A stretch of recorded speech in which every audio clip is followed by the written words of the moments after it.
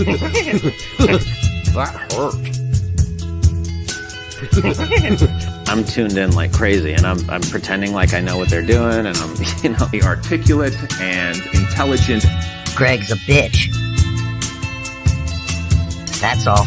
I find them offensive as hell. I've never been a fan. Yeah, fuck that. Ooh, terrible! Good, not bad! Oh, pretty good. Okay, decent, fair, great, I love this! Go, This sucks. Yeah, you really gotta wonder how the stuff gets made. Welcome to the Straight Red Cart. We are back. It is Monday, right before the July 4th weekend. So hopefully all of you are ready for the festivities. This is the show where dolphins get waxed and potables are drank live on air. I don't know. I'm an English major. Shouldn't I know that? You drink it. You drunk it. Potables are partaken of There you go. live on air. Fuck the drunk fucking shit. All right. The turd says in the background, "Hey, mateys, welcome to the Straight Red Card. Ferreira has committed 4 atrocities against the Caribbean. Then Krista, never mind. Poor taste like my wife. Why do they call it taking a dump but not leaving a dump?" Oh, well, I think you've been watching a little too much George Carlin, because that was one of his jokes. You don't take a dump, you leave a dump. Shouldn't it be Christo, not Krista? Columbus? Oh, Christopher Columbus. Is that who he's referring to? I think that's pretty much. And it was more atrocities. Yeah, I mean, listen, he did go there. He tried to convert the people, and then he gave them a lot of diseases, and they died. Diseases they weren't able to resist, because things like smallpox and... That's how the Spanish conquered South America and Central America. It was mostly disease. They just go there and say, here's some blankets. Yeah. But if you do actually do your research and you go look up Christopher Columbus's own papers into the people that he was intruding on, he thought that they all could be converted into very good Christian people. That was his thinking. He thought, no, these aren't just savages. They can be converted. I think they can be converted. He actually said that. But then he gave them all the diseases and they all died off. Not all of them, but a lot of them. Enslaved a couple of them too, yeah. Shipped them back to motherland. I don't think that was him necessarily. I think that may have happened later, where they sent some of them back to England or back to Europe for like a little show, and shit. But that was much later, and I think that was England where they did that. I don't know. I don't remember Christopher Columbus making it back with, actual tribes people back to Spain. Well, and or Italy, point, for that matter. To your point, and to the issue that you come across when you talk about the slave trade in general, is most people in transit died due to disease. That goes across the board too. But, or malnutrition, all kinds of that things. also affects it too. Yeah, that would happen quite a bit. Yeah. Anyhow, not good times. Glad I didn't live back then. Hey, you couldn't have paid me enough to get on a boat. I'd rather be a bartender somewhere in some pub. That's what I would have done. There's lots of wars to be had on Europe. Just stay there. Why get on a boat and hope you don't fall off the edge of the earth? There were plenty. Yeah, especially back then. Although that's been sort of, there were plenty of people who actually believed that the world was actually round. At that point, yes. Yeah. And that he wasn't going to fall off a cliff. And he believed that he was going to be sailing towards India, which is when, of course, technically he's right. He was. Well, right. He just didn't get there because there's a big continent in the way. And that's why huge tracts of land. And that's why Native Americans became known as Indians, because he thought he was in India or something for a sec. I'm Heath Pierce, #1 fan. Is this the right stream? Listen, we disagree with Heath on some things, not all things. No. Sometimes he says some fucking weird shit. Seth Floyd, although he'd probably say the same thing about us, I would imagine. Derek should do the show in a pirate's voice with a knife edge. No, I don't think I'm going to. I think that would get old in about 2 minutes. And how quickly would we jump out of character too? That'd be the thing. It would almost have to be like a recorder one that we could edit there, because you'd be like, "Oh, what do you think, Brett?" And I'm like, "Oh, this is what I think." I'm like, "Oh shit." I think that the guy that should learn to do that is probably Ferreira. I'd love to see him do a whole interview. Yeah, it's not going at this Pirate's point. voice. But apparently the Pirate of the Caribbean moniker has That's just blown has been announced on Spanish TV for Yes. games during the broadcast. I mean that's I forgot who coined the term on Twitter, but it has taken off. USMNT national team Trev maybe. I did see a number of people on Pete and Tack's show last night using Jack Sparrow or just Sparrow, which is what we recommended people do. Yes. So I hope that will be the terminology we use going forward, because the Pirate of the Caribbean is just way too fucking long. Way too much to say, yeah. Yeah. All right. I wanted to bring up another thing. You ever watch our show after our show's over, Brett, like the day after? Because you're like, I don't really remember what we talked about, and I better check because maybe I said something stupid. I can't tell you how many times somebody like Colin or somebody else will jump in and be like, "No, you're wrong. It was this." I'm like, I don't remember saying that, but maybe you're right. I mean, why else would you be saying it? Maybe I did say that. Yeah. So occasionally, about 50% of the time, I'll go back and watch our show and go, I don't remember the last hour. How dumb was I? And so I was watching our last show, and I remember getting to the point where we were talking about France having all these dual nats and how, and oh my God. Instead of, I said Dugarry. I meant to say Dasali. And I said Dugarry instead of Dasali, and I totally misled the audience. Like Dungarees. Dugarry is about the most Frenchest motherfucker ever. It was Dasali who was the center back that was from he was from Ghana. His parents were from Ghana, and he actually came out in an interview way back in the day and said, I know my parents are from there, but I feel 100% French. And so, so sorry for anybody I misinformed. Dugarry was not what I meant to say. I was like, as soon as I said it, I'm like, just said Dugarry? What the fuck am I saying? I meant Dasali. Anyhow, I didn't see any comments. Did people try to correct you? I don't know. I was say I looked on Friday during the day, but then Friday afternoon or early evening, I guess, I was on transit to Michigan. I went to Michigan, spent the holiday weekend up there. Just got back literally about an hour and a half ago. So, holy shit! Really? Yeah. Is that why your kids are spraying each other with toxins right now behind you before you got to the show? I told them, I'm like, hey, they took like an hour and a half long nap in the car, and I knew they were going to be wild when they got up and everything. They sounded it. I'm like, hey, go. It's like, hey, go sniff some of the chemicals underneath the sink. I did not say that. Do not clip that. I never said that one. Knock yourself out, but please. I did find out this weekend, though, that one of my cousins actually watches the show, or has started to watch the show just recently. Oh, shit. And she was like, yeah, I was in the other room, and I was just laughing my ass off. And oh, good. Her husband was like, "What the fuck are you doing? Watching Fred on here, Yeah. And it's I was telling him, because I informed some of my other cousins. I was like, hey, yeah. He's like, you do a podcast? I'm like, yeah. I generally don't broadcast this around because of half the shit that we bring up. Oh yeah. But I told him, I go, yeah, it's about 60% bullshit and about 40% soccer. Yeah. Yeah. Oh, well, that reminds me, I did get a PM and from someone. Chris Pratt PM'd you? No. Oh. But it was a cool PM because the guy was like, and I don't know who he is. On Facebook? Get a personal message on Facebook? No, Twitter. Oh, you mean a DM? It's a direct message. Oh, it's a DM. I'm sorry. And he said, you guys are like gonzo soccer journalists. You guys are like the Hunter S. Thompsons of soccer. I'm like, damn, dude, that's a bit heavy.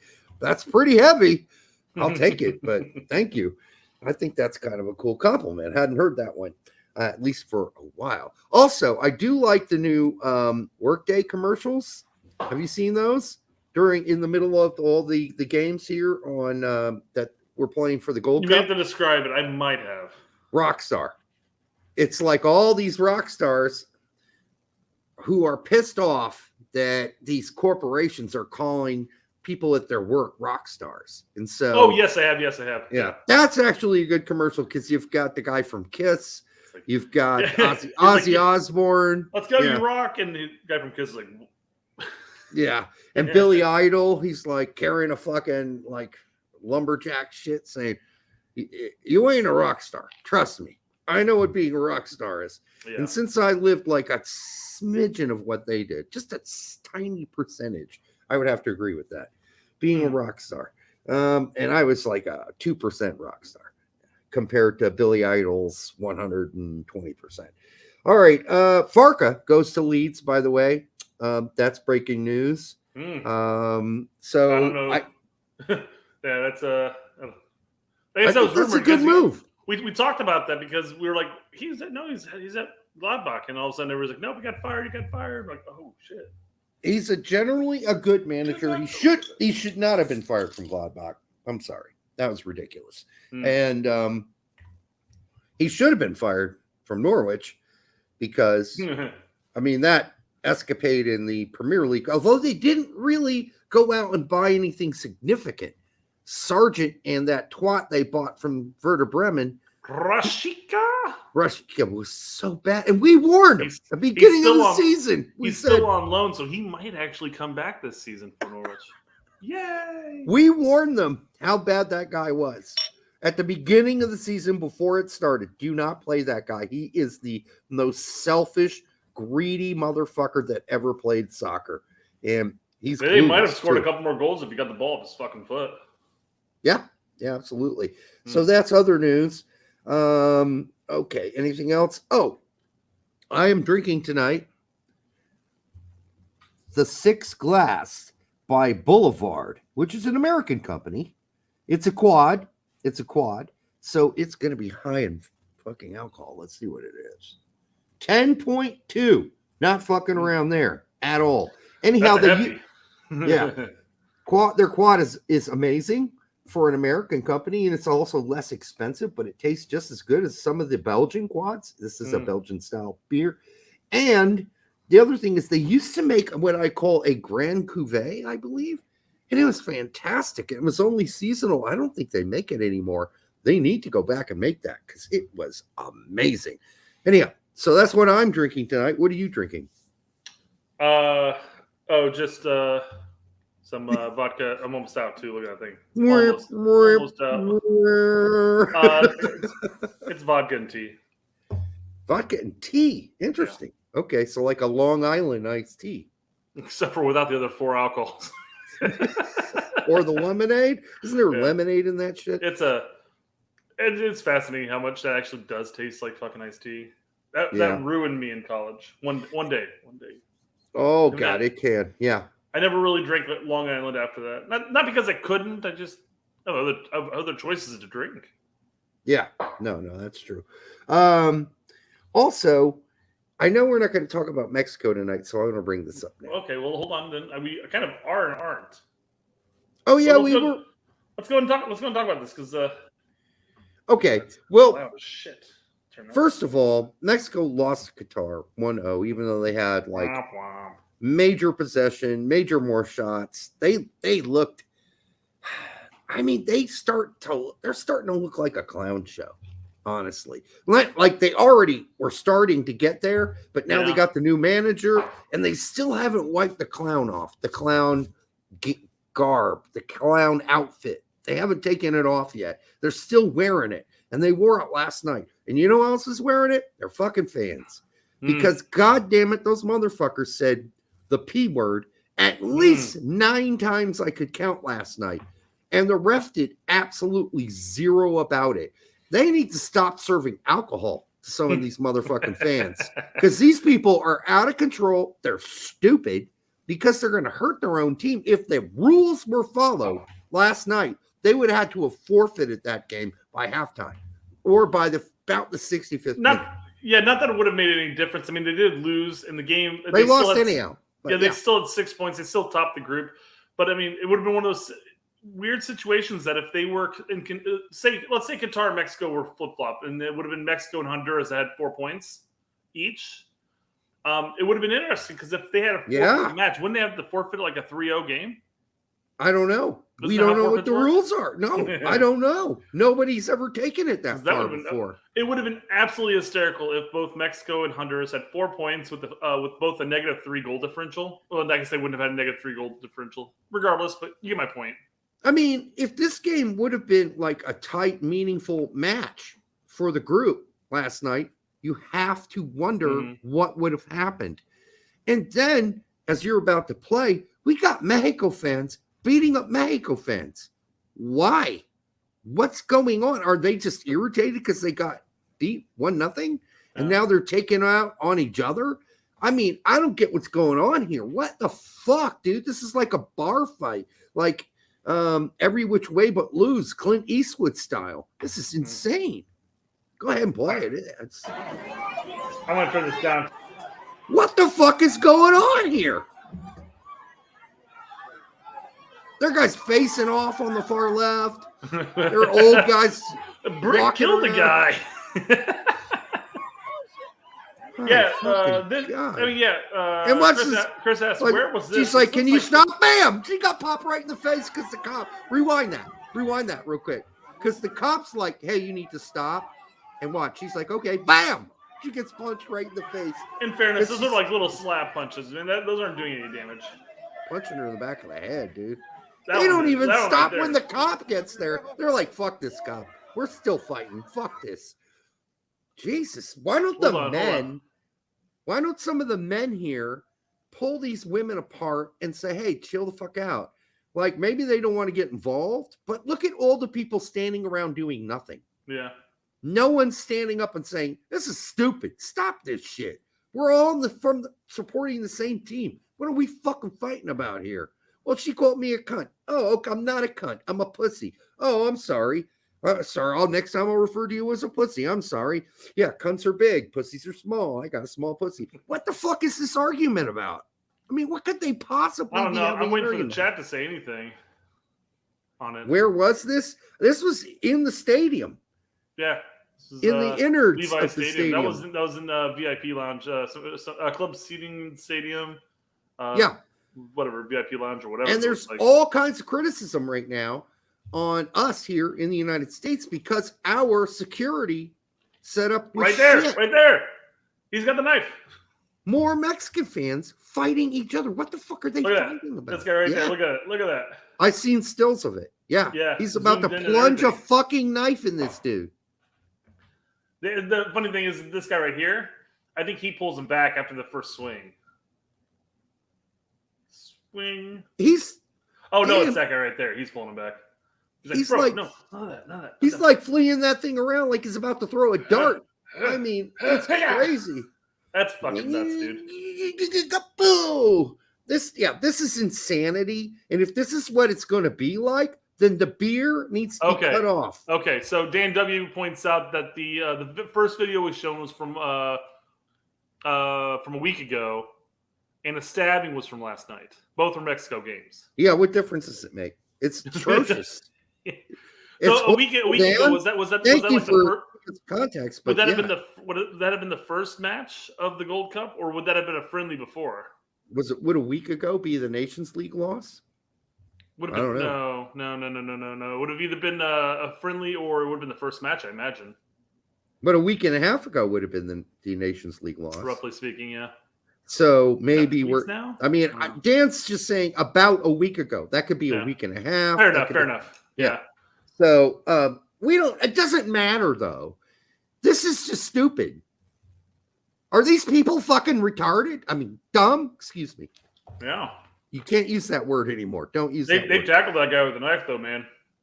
These people are why are they killing each other and beating each other up? I don't understand this. Can you imagine the U.S. men's national team fans or Norwegian fans or Guyana fans or Brazilian fans or Ghanaian fans beating each other up in the crowd? No, they go there to be as one. Ah, there he is. That's the guy who got stabbed. He sat down. He just sat down. It's like Yeah, I got stabbed. I'm just gonna sit down. Look at the guy in the pink shirt with his arms crossed. He's like, look at this fucking shit housery. Motherfuckers. He's like, look at these fucking morons. What am I gonna do? You say Nothing. naughty chant, and then you come out here and stab your own fans. I mean, this needs to be cleaned up somehow. Nuts. I don't know how to clean it up. It's totally unacceptable. No other fans in the world would do this to themselves. I mean, I haven't seen it. I mean, if it's happened, I'm sure it's happened. I'm sure it's happened before, yeah. But this is just ridiculous. Let's clean this shit up, guys. This is CONCACAF. Let's clean this up. All right. I don't see Honduran fans stabbing each other. I don't see El Salvadoran fans beating each other up in the stands. This is just absurd. It's absurd. It needs to be stopped and cleaned up. And that's up to them, because I don't care how much security you provide. If they want to do that shit, they're going to do it. Yeah. So anyhow, don't say the R word. That slipped out. That was bad on me. Jeff points out Our many words L-Tree fans are unacceptable. great. To love going to LAFC games. Yeah, I do. Full of Mexico Yeah. fans. Great atmosphere. L-Tree games. Bring Bring the the crazies. Crazies. Okay. And that's the thing. Yeah, it's always just bad apples that come out of nowhere. Everybody else is like, fuck, dude. I mean, Really? dude, I've watched all kinds of LAFC games, LAG fans. There's lots of Mexican fans that go to those games. I never see any of that shithousery, any of that clown much. shit. So it must be just the national team that brings out the idiots. And that's too bad. I don't know how you clean it up, but if they're also going to do the chant 8 times for this game and nobody pays any attention to it, whereas when they play the United States, it's a national offense. So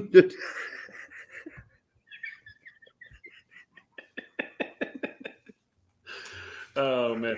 Hey Derek, before we get too far into the show, you might want to block the screen. I mean, I feel like if there's any Mexican stabbing on today's bingo card, all right, I feel like here we that's go. gonna be a cheap and easy one. All right, let me pull them up. Oh man. Turd, you killed it there. All right, so there's one. Ooh, that one's a winner already. Not quite everywhere, but 2. Even flow around like butterflies. 3. That one's a winner just now. Thank you, Derek. Appreciate that. You just hooked him up. That one has Derek sings on it. I don't know what the fuck that guy says on that chorus. All right, you're good, Eddie Derek. Vedder. Yeah, Eddie Vedder. Yeah. Even flow is not the easiest song to understand. You have the words in front of you. I think I did a pretty good job mumbling everything after even flow. You just have the tune. Just I feel like that's what most people when they sing along. What did he say? I don't know, but it's pretty close to what he says. Yeah. At least when The song has to do with deal with a homeless man, actually. Is it? Yeah, I never- Eddie. One night, Eddie pulled in a homeless man and took him to food and listened to him for like 6 hours and wrote Even Flow about him, kind of about his life currently. Hey, George Harrison did sort of the same thing. So did John Lennon. Both of them brought homeless people into their houses. Well, I don't think Eddie took him to a house. He just took him to a restaurant and fed him. Listen, I didn't know the lyrics to Jeremy Spoken until I saw the video. Watch a music video, yeah. Yeah, because it was Jeremy Spoken, and this after that, I didn't know what he was saying. In class today, I'm like, it sounded like Even Mumble did pretty well there, actually. That's yeah. exactly I wasn't sure what the fuck he was saying. His ass today or something. I wasn't sure. But then the video, he was in class, and I'm like, oh, he's saying in class today. I get it. All right, what do we got? Let's dig in. Let's dig in, huh? Yeah, let's do it. Well, Derek, I guess good news for some, bad news for others. We got the technically the top 10 leagues in UEFA with the latest rankings, and League has dropped out of the top 5. Holland above. Who took over? Holland, Belgium. Portugal dropped off a hell of a lot too because they were above France as well. Wow. Yeah, Holland did move up a little bit, but yeah, Belgium. I mean, these are all based on the European, yeah, the Champions League, the UEFA, UEFA League, and the Conference League they do now. Can I ask you a question, Brett? Why not? Go for it. Outside of the Champions League, Are any of the other tournaments worth fucking watching? Does anybody care I don't think about I've ever them? watched a Europa League match ever. Why are we having them? Just do the Champions League and everybody else can go suck a cock. It's not important that the also-rans have their own tournament. Also-rans are also-rans, and no one cares about what they do in their stupid tournament. Their fans barely care about the also-ran tournaments. And then the guys who get knocked out of the Champions League get to go to the also-ran tournament because they weren't good enough for the Champions League. Why do I want to watch a bunch of guys that aren't good enough to play at the top play in the also-ran tournament? I've never understood that. I've never cared about Europa League. I've never cared about UEFA Europa League. I've never cared about the new conference thing, so they even added to it now. Now there are more layers of bullshit fucking tournaments that no one gives two fucks about. What is it, to just fill time? To make the players more exhausted? Yeah, West Ham cared. I guess. Why? Why did they care? It's a fucking also-ran losers-ass tournament of loser-ass teams who couldn't make the champions. Why don't we just, it's like watching, okay, if you're into third division soccer, fine, watch it. But this is a third division or third level tournament. I'm not interested in it. I watch Champions League. All right. If Fulham gets stuck like they did back in the day in UEFA, I did watch Clint Dempsey's amazing goal versus Juventus in the UEFA final. I did. I admit it. So I guess there's some interest, but for the most part, I don't have any. And I don't know why other people do. Just me. I mean, if you like it, fine. I'm not criticizing you. I just don't care. And I don't know why we have an also-rans tournament. Doesn't make sense to me. Jason Gonzalez, Ortega, 199. Thank you, Jason. We appreciate it. Europa League trophy.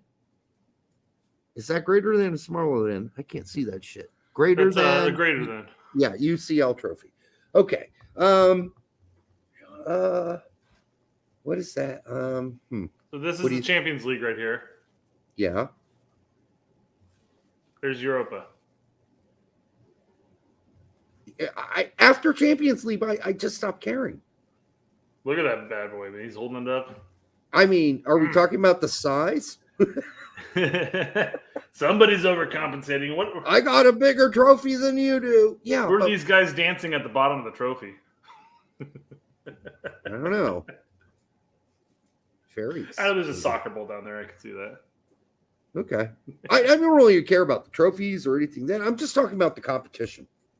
I mean, I'm glad West Ham made a great run in the lower competition, but I'm not sure that anybody else cared but West Ham themselves, their fans. So I don't know. Brett, Thanks, you tell me. You tell me. Jason, thanks for the 199, by the way. Yes, thank you. I mean, do you care? No, I told you I don't actually watch. I don't think I've watched a single Europa match ever. Yeah. Okay. Does anybody else? Anybody else I'm out sorry, there? I'm sorry. Even outside of when the U.S. players are no longer playing in Champions League, I don't watch Champions League. The only reason I watched Fulham in Europa, whatever, was because UEFA was because of Dempsey. That's it. It's the only reason I watched that Juventus final, that Juventus Fulham final. That's it. No other reason. Other than that, I wouldn't give two spittles. And I mean, does anybody else jizz in their pants about the lower tournaments outside of Champions League in Europe? Let me know. Let us know in the comments. And while you're here, make sure you like and subscribe. Like if you keep watching the show and you're not subscribing to the show. And by the way, man, since things have changed suddenly, we're getting a lot more subs, which is nice. It's really good for the show. So do that. Like and subscribe while you're here. Here's an interesting thing. So John says Conference League greater than Canadian Cup. But then Lefty says Canadian Cup greater than U.S. Open Cup. I mean, let's be honest. The U.S. like 3 teams playing in the Canadian Cup. I mean, come on. I mean, there's more than that. But fair still, enough. There's 6, but no. I think there's more than that now. Well, they got the Canadian Super Duper Excellence League ever. You know, the Premier League. You got those 6 teams playing, and then you when got the Canadian teams. When the Canadian League named itself the Canadian Premier League, that should have been illegal. Like somebody I should like have my said, name. "Nah, dude, They should have you come can't do out. They that." should have come out the woodwork and just seriously should have been like the Canadian Super Duper Excellent League. That would have been funny, and I would have been like, "That's awesome. I like that." Yes, but Canadian Premier League, there was nothing premier about that league. Zero anything premier Well, about it. you got a couple of the MLS Canadian 2 teams playing in it, right? Yeah, the That's crazy how thing, that's how they fill it up. it's not even a Premier League in Canada. MLS is. It's the Premier League in Canada. Yeah, Toronto. Yeah, anyhow. Vancouver. But that's the Division 1 soccer in Canada is the Canadian Super Duper Excellent League. Super duper excellent league. I like the name of that. I'm telling you. Oh, by the more way, people would be acceptable with that. I think it's pretty obvious at this point, if Canadian fans haven't realized it, that when the top 4 or 5 of your players leave and go back to Europe, your team sucks. It's atrocious. It's horrible. What's that guy? Schaffelberg? Yeah. Schaffelberg. That dude reminds me so much of Breck Shea. Yeah, but he was Harold as one of the up and comers too. Who? He was heralded as one of the up and comers for Canadian soccer. Hailed? Yeah. Hailed is one of the upper. You said Harold. Oh, whatever. I've been drinking, Dick. I thought his name was like Harold. I'm like, Harold Harold Shuffleboard. Shuffleberg. No, he's so Breck Shea like, it's frightening. He's got 1 foot, and all he can do is go north and south. That's it. That's all he can do. You got kids bugging you? They're squawking. Yeah. You're When you squawking get like, one of those squirt bottles and just go up there and squirt them and say no. squawking No. like birds. Okay, this stupid rating system is absolutely based on only Champions League because England is first.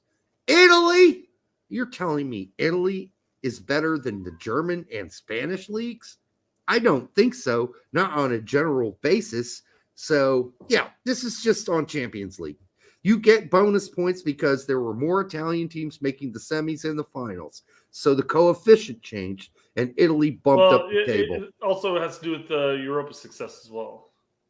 Yes, absolutely. That changes the coefficient as well. All I'm saying is this doesn't really indicate what leagues are better than other leagues. It just indicates how deep the best teams in those leagues went, right? That's it. Italy, definitely better than Germany. I don't think the word definitely is what I would put there. I mean, I don't know. Your opinion, man. I mean, it's an opinion. Italy has 4 or 5 pretty good teams, I'd say. Because after that, it's all downhill. But then you could almost say not just a steady downhill. It's not a steep decline by any means, but yes. I mean, Bundesliga has the same problem. Sure. You got Dortmund, and you got Bayern, and then Leipzig, Frankfurt some years. Leverkusen starts to fizzle after that. Yeah. So I guess it starts going downhill for them too. But I mean, head to head, if you put the top 20 teams, or I guess 18 teams, where do you think Germany, Augsburg would finish in Syria? Mid-table. I think low mid-table. I think they'd be competing in very similar spots. I don't think so. The bottom of Serie A is absolutely atrocious. It's atrocious. It's bad. I'm saying lower half is what I'm saying. Let me put it this way to you. They'd still be competing. Venezia was in Serie A last year. Yeah. There's some bad teams. They're abhorrent. Well, what about? Although you could say the same thing about Arminia Bielefeld, who not only dropped down, now they're in 3 Bundesliga. Yeah. So I mean, that's what I'm saying. I would give the edge to Germany. That's just mainly because I watch more German soccer than I do Italian soccer for the most part. But I'd say they're pretty close to being identical as far as the quality decrease. I'll say it's a close run thing. But Spain's better than both of them. At least the very top of Spain. I think the top 4, 5, 6 teams in Spain are much better than the top 4, 5, 6 teams in Italy and or Germany, in my opinion. Dortmund's defense was embarrassing, and they were at the top. I agree. It was a clown show at the end. You of can the have season. you can have an embarrassing defense if your midfield runs the game and then your attack constantly scores goals. You know, the way they finished the season was embarrassing. Yeah, what a fizzle. Yep, complete fizzle out. What an absolute fizzle. So anyhow, this. I wish I had the video of Pete. We can go back to him. What the fuck? What the fuck? I'm done. He lost it. Yeah. I think you'll see this shift around after next year's Europa and Champions League. It always does. It shows. I mean, this is a little bit more surprising of a shift that Belgium's above Netherlands, because really, it wasn't too long ago that Ajax was competing for the fucking Champions League title. So it's like, wow, okay. So they had a bad season, and look, they've dropped. So well, Bayern were terrible at the end because they had Tuchel. Yeah, pretty much. Yeah, I mean, you get Tuchel, things are. Hey, but you know what? He won the Bundesliga. That's all that matters, right? Barely. He did it all by himself.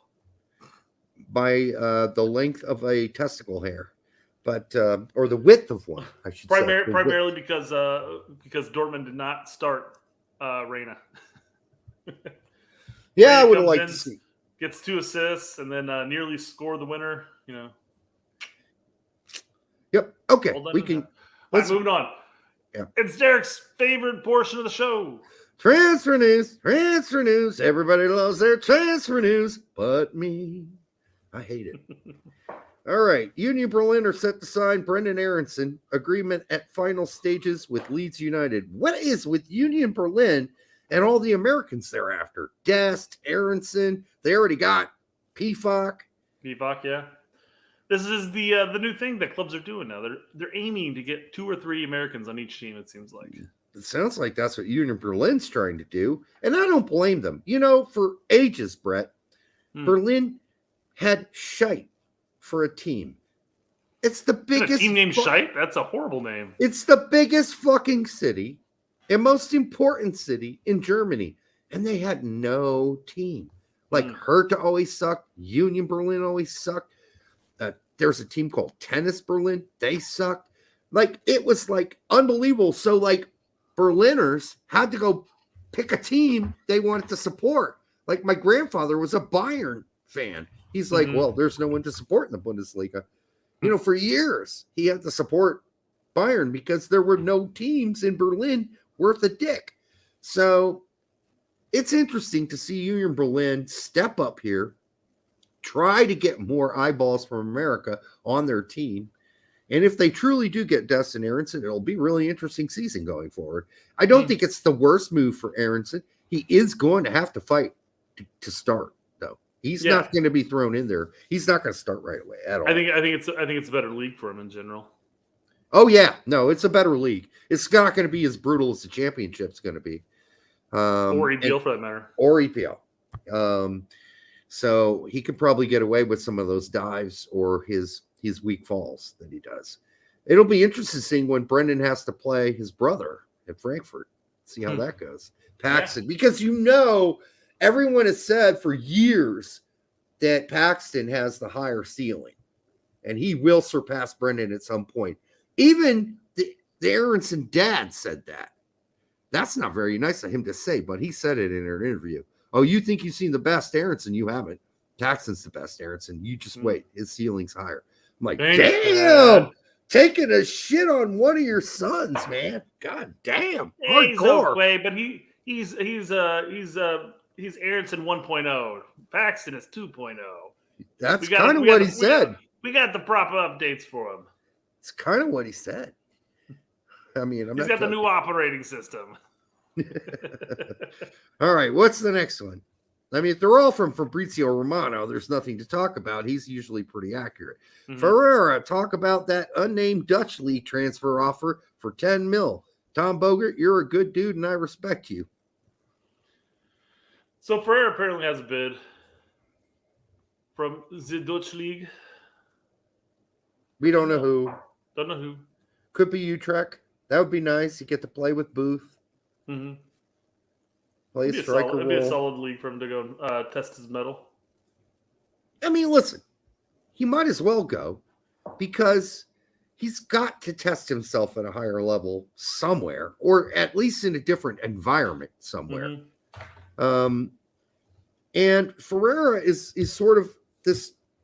I mean, we've talked about it before. He has a psychologist because he's prone to depression. He's prone to being overcritical, self-critical, and maybe a new test will free him up from the pressures of being this MLS player, because that's not why we criticize Ferreira. We do not criticize him because he's an MLS player. Well, hell, most people were very high on bringing in Pepe while he was in MLS. We were high with Turner while he was at MLS. Yeah.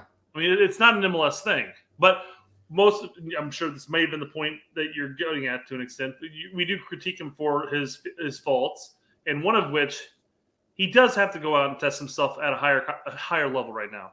Because where he is succeeding is these CONCACAF minnows, and people will come out and be like, "Well, nobody else has gotten a double hat trick against CONCACAF minnows ever." And Landon Donovan hasn't done it. He's gotten 3 hat tricks. He's tied, of course. But Dempsey didn't. Josie didn't. Blah, blah, blah. I'm like, you know what all those guys did that Ferreira's never done? Score against good competition like Spain, Brazil. All right? Okay. Those guys scored against big competition. Ghana in a World Cup. They scored in World Cups. Did Ferreira score in World Cup? No. Ferreira got scored on in the World Cup, i.e., he got dunked on. He did not play well. He did not show up. Now that you can blame that on Greg's system too, because our 9s were not great. And I'll go as far as that too, quite frankly. Outside of the minnows, Ferreira hadn't really shown up all that much. Now, I'm not saying he's had terrible games, but nothing that stood out above and beyond our other options who do offer other aspects of the game. Now under BJ, under Hudson, shit's a little more fluid. It is fluid. They're playing much better. They are playing fluid. We're kind of getting into the game review here, but the fact is, we'll cut it short though. Ferreira's going to look better. The team looked better, and we're not beating minnows 2-0 anymore. Yeah, in the Gold Cup, we're destroying minnows now in the Gold Cup. As it should be. Under Berhalter, there were no such slaughters, regular slaughters happening. Martinique was a 6-1 win, I think. It was Martinique. Outside of that, though, the rest of the Gold Cup was a bunch of 1-0 victories. Yeah. This was last cycle. This was 2 years ago. What's changed? What's changed is that both Hudson and BJ have decided, let's play more fluid, more open ball where players get to make the decisions. Yeah, Pepe's talked about it. He's like, hey. Absolutely, yes. I have more freedom to do what I do, than under Berhalter. Now, of course, he's got to go make nights with Berhalter. I'm sure Berhalter's still pissed off being hung up on during the World Cup announcement. Yes, I bet he is. But I don't see the same constipation that I saw under Greg Berhalter. Yeah. Where guys felt like, oh, I'm supposed to do this. And they play like fucking robots. Like somebody was joysticking them. Now they control themselves. They have the same sort of basic system, but they get to make some decisions. Even on this C team, they get to make their own decisions. And it is evident because this C team is playing like just destroying these minnows. Destroying. All right. We'll get more into the game in a little bit. Let's not go too far into that. Okay. What else we got? Pulisic has turned down an opportunity to join Lyon. I don't know why he would go to Lyon. I know they got an American owner, but this summer of course he's going to prefer AC Milan. And how could Lyon even afford him? I can't even figure that out mathematically. People were talking about how their finances are just so bunked that they're almost like bankrupt.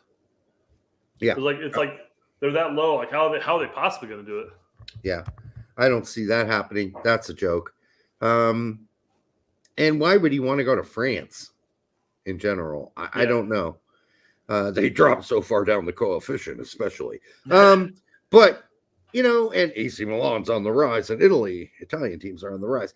I mean, he's gonna want to go to AC Milan. That is and according big to club. ESPN, Pulisic does not see Lyon as the right move. Instead, wanting to remain playing Champions League football, which Milan can offer. And it's a prestigious club. Even though they're not the same sort of prestigious club they once were, they're still a prestigious club. And he's willing to take a pay cut. He has openly said, I am willing to take a pay cut. There you go. Good for well, and AC Milan and have already agreed to terms, and we're just waiting for AC to wheel and deal with Chelsea, who literally have no cards in this deck. Right. I need a hand jab. Yeah. Break up the KY. I need a hand jab, says Desi Mitch. Thank you. Not too thrilled about this, but I'm sure he'll be fine as long as he plays, I guess. AC Milan head coach Stefano Pioli has driven Milan's interest in Pulisic and wants to use him primarily as a 10. I think that'd be fine. With their setup, that'd be great. The role in which he is frequently shown at international level, but it's rarely been, I don't know how many times he's shown that at international level. He's been playing out left for us like almost every single game. Well, I guess the thing we always talk about with Pulisic playing out left is that he cuts into the middle too much. Now, with Rain in there, he doesn't quite do it as much because Rain is there. But yeah. I guess he cuts in enough you can make it up that, he cuts in so much, he's not actually a winger, he's a 10. So anyhow, shown in, but has rarely been trusted to play for Chelsea and previous club Borussia Dortmund. He's been playing when he does play for Chelsea, outside of those fuck up experiments at left wing back and right wing back or whatever. He usually played out wide for them. Occasionally with Chelsea, played in the center, whether as more of a false 9 or as a 10. It depended, but occasionally it happened. But yeah, so he's like Pioli, right? Pioli. Okay. Pioli said that obviously he wants to play him as 10, but he also can see him playing out wide left or right. So it's not like the options are, basically in that mid somewhere. But it's like I see him in the middle of the field. So I mean, this sounds like it's going to happen. Yeah. I hope it does. I mean, then the problem is, Brett, what channel is the Italian league on? Paramount Plus.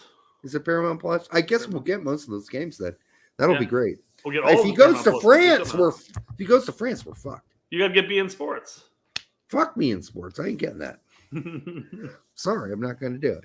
What else are you going to get with BN Sports? I mean, some other random leagues out in the middle of nowhere, the Middle East and everything like that. I don't need all that shit. I'm sorry, I couldn't watch Weah, but fortunately, Weah's out of there. Yeah, thank God. I am not getting BN Sports to watch Lyon. Ain't happening. Just ain't happening. Matarazzo on if U.S. men's national team can be a big power in 2026. Whether it will happen by then, I'm not sure, but I believe USA can become a big force. The country is too large, too ambitious for it not to be a possibility, and too far along the way in terms of sports science. I don't know about sports science. That's important. We can make them run faster. We have the technology. That's like all Crocker's little fucking psychological tests. I mean, that's all fine. Sports science is good. Keeping guys healthy is good. I don't know if we're that good at it. Our guys seem to be hurt on the regular. So I don't know how good our sports science is. I mean, Adams is hurt constantly. Pulisic's hurt constantly. McKennie gets hurt all the time, but he comes back real fast. I don't think that has anything to do with our sports science. So I don't know how good our sports science is compared to the best teams in Europe. Well, it's definitely better than Dortmund's medical staff for the longest time there. Oh, for a season ago? Yeah. That was atrocious. You get an injury. No, you get an injury. We all but get that injuries. could have been bad luck too. I don't know. Could have been, but they got fired. They got shit canned immediately after the season. Yeah, they did. So clearly it wasn't just like oops, this is a bunch of accidents, Again, U.S. men's national team versus haters. I'm not going to get into that term. I really don't like it. But all right, we'll move on. I'm just old and cranky. Old and curmudgeoned. Don't like the word haters. Well, we're there. I'm already done with my fluff. Let's move on. 50 minutes in. Let's talk about the topic. All right. R11 versus Trinidad and Tobago. let's just review how they did. Yeah. Matt Turner, I don't know, pretty goddamn couple- good. He had a couple saves, Yeah. Turned out was definitely better than St. Kitts and Nevis. So they had some opportunities. Required Turner to come up, not big by any means, but make some decent, okay saves. I think he might have got a finger on that one that went off the post. I don't even know if he did that. If he did, he gets an A. Yeah. If he didn't, he gets an A- either way. He did fine. I don't know how you can punish him for not being challenged enough. Brian Reynolds looking really good. Yeah. I mean, So, I get it. I guess It's TNT, but I'll preface this whole discussion by saying I didn't get to watch the game live last night, family stuff. So I came home literally an hour and a half ago. Like, I'm going to be able to squeak this out in time. And by the course of changing rooms so I can prep for this show and watch the last of it, I don't have Fox Sports set up on any of my devices in this room. So the 10 minutes of preview time that I got on each device was squashed in half because they showed 5 minutes of advertisements, which eat up your preview time. What the fuck? So I had to watch the first half and snippets of the second half, depending on where I happen to have clicked on. So I didn't get to watch all of it. So I'm going to be basing all my critiquing off of that first half, more or less, and then what it was on the highlights, of course. well, then I'll provide you some context. Appreciate it. So, because I got both. I watched it live too, but Brian Reynolds, he seems to have not only grown into a larger mammal, but he's a man. He's like a really big right back. And he was just fantastic on the right side yesterday. I think if Des goes down, I got no problem with Reynolds playing right back. So that was a big question people were bringing up. Like, who's going to be backing up Des? Is it going to be Reynolds or is it going to be Scally? I'm like, why not bring both? Because then we have a backup left back as an option too. But then again, I thought that Jones looked pretty decent too. Yeah, well, again, based off the first half, what I saw from him, yes, absolutely. I thought Jones had a solid first half. So I think you can get rid of Yedlin. Yeah. I think you can get rid of Shaq Moore. By Moore. What about Cannon? I think you can get rid of Cannon. I think you can get rid of John Tolkien for now. And let's just stick with the guys that we talked about.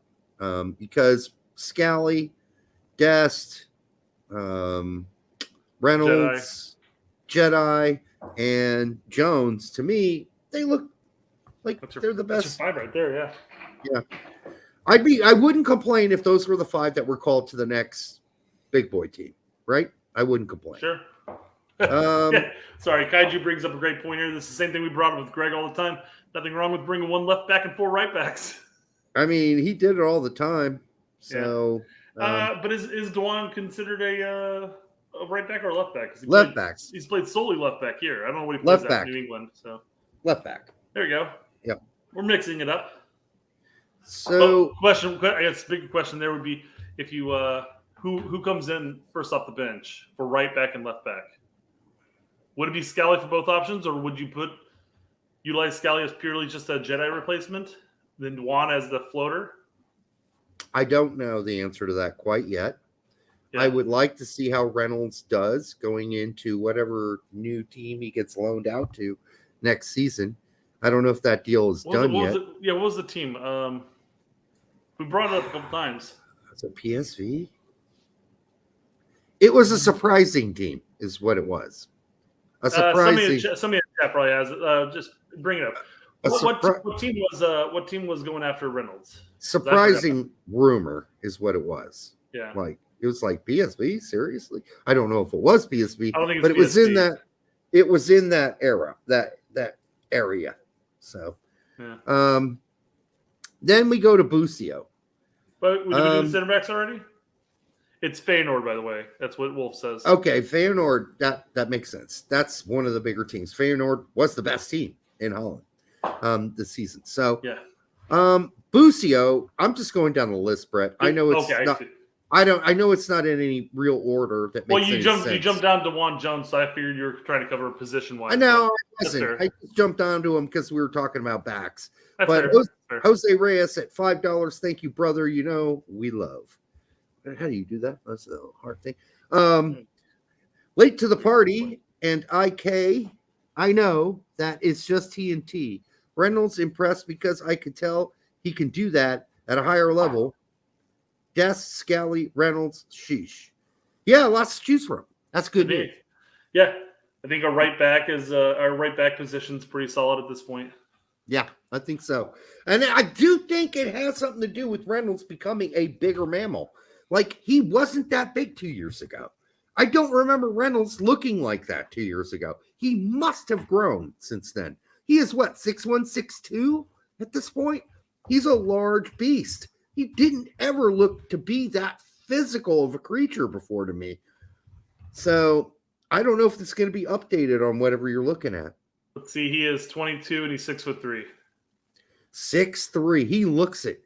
Yeah. He looks 6'2", 6'3". That's what he looks like to me. I mean, that's a large right back, and he is physically imposing out there. Mm-hmm. That is something that Des doesn't give you, or Scally, for that matter. So anyhow, Again, Jose, thanks for the 5. Appreciate that, man. And listen, I've been critical of Reynolds and his moves to Roma and everything else. So, but I am willing. I'm not eating crow because I never said give up on the guy. No. So, well, in fact, he was having a solid enough season at Westerlo during our give up podcast. So I don't think you would have ever said give up on him. No, I didn't say give up on him. No. Spencer Doherty, 420. That's an odd number, but I like it. I mean, I'll give Brett the 20. I'll take the 4. Yes. Might as well play Cannon as a CB over Long, though. Yeah, none of those guys are playing, though. I don't think that's necessary at this point. I think No. Neil's basically shunned Long to the bench at this point. Yeah. I mean, That's Neil has been one of the big, not surprises, because, I mean, we watched him in the U20s, at least qualifiers, not necessarily the World. Did he go to the World Cup? I don't know if he did or not. Neil. To the World Cup? No. The U20 World Cup. No. Maybe Okay. he did. I don't know. Regardless, you could see it in the qualifiers at the very minimum that he was going to be a solid player. And his performances so far in the Gold Cup have been outstanding, just as far as his ability to collect the ball and move the ball forward. Because I don't know if it improved in the second half, of Miles Robinson in the first half always got the ball and then passed it right over to Neil, and then Neil moved it forward for the most part. Correct. He played the Tim Ream role. And Robinson played the Zimmerman role?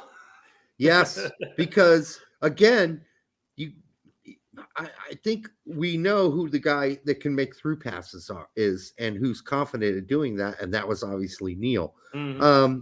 Now, there's no point in having Cannon or Long here because the interesting thing here is that our guy BJ brought in Long, started him in the first game, yanked his ass, and said no. Derek.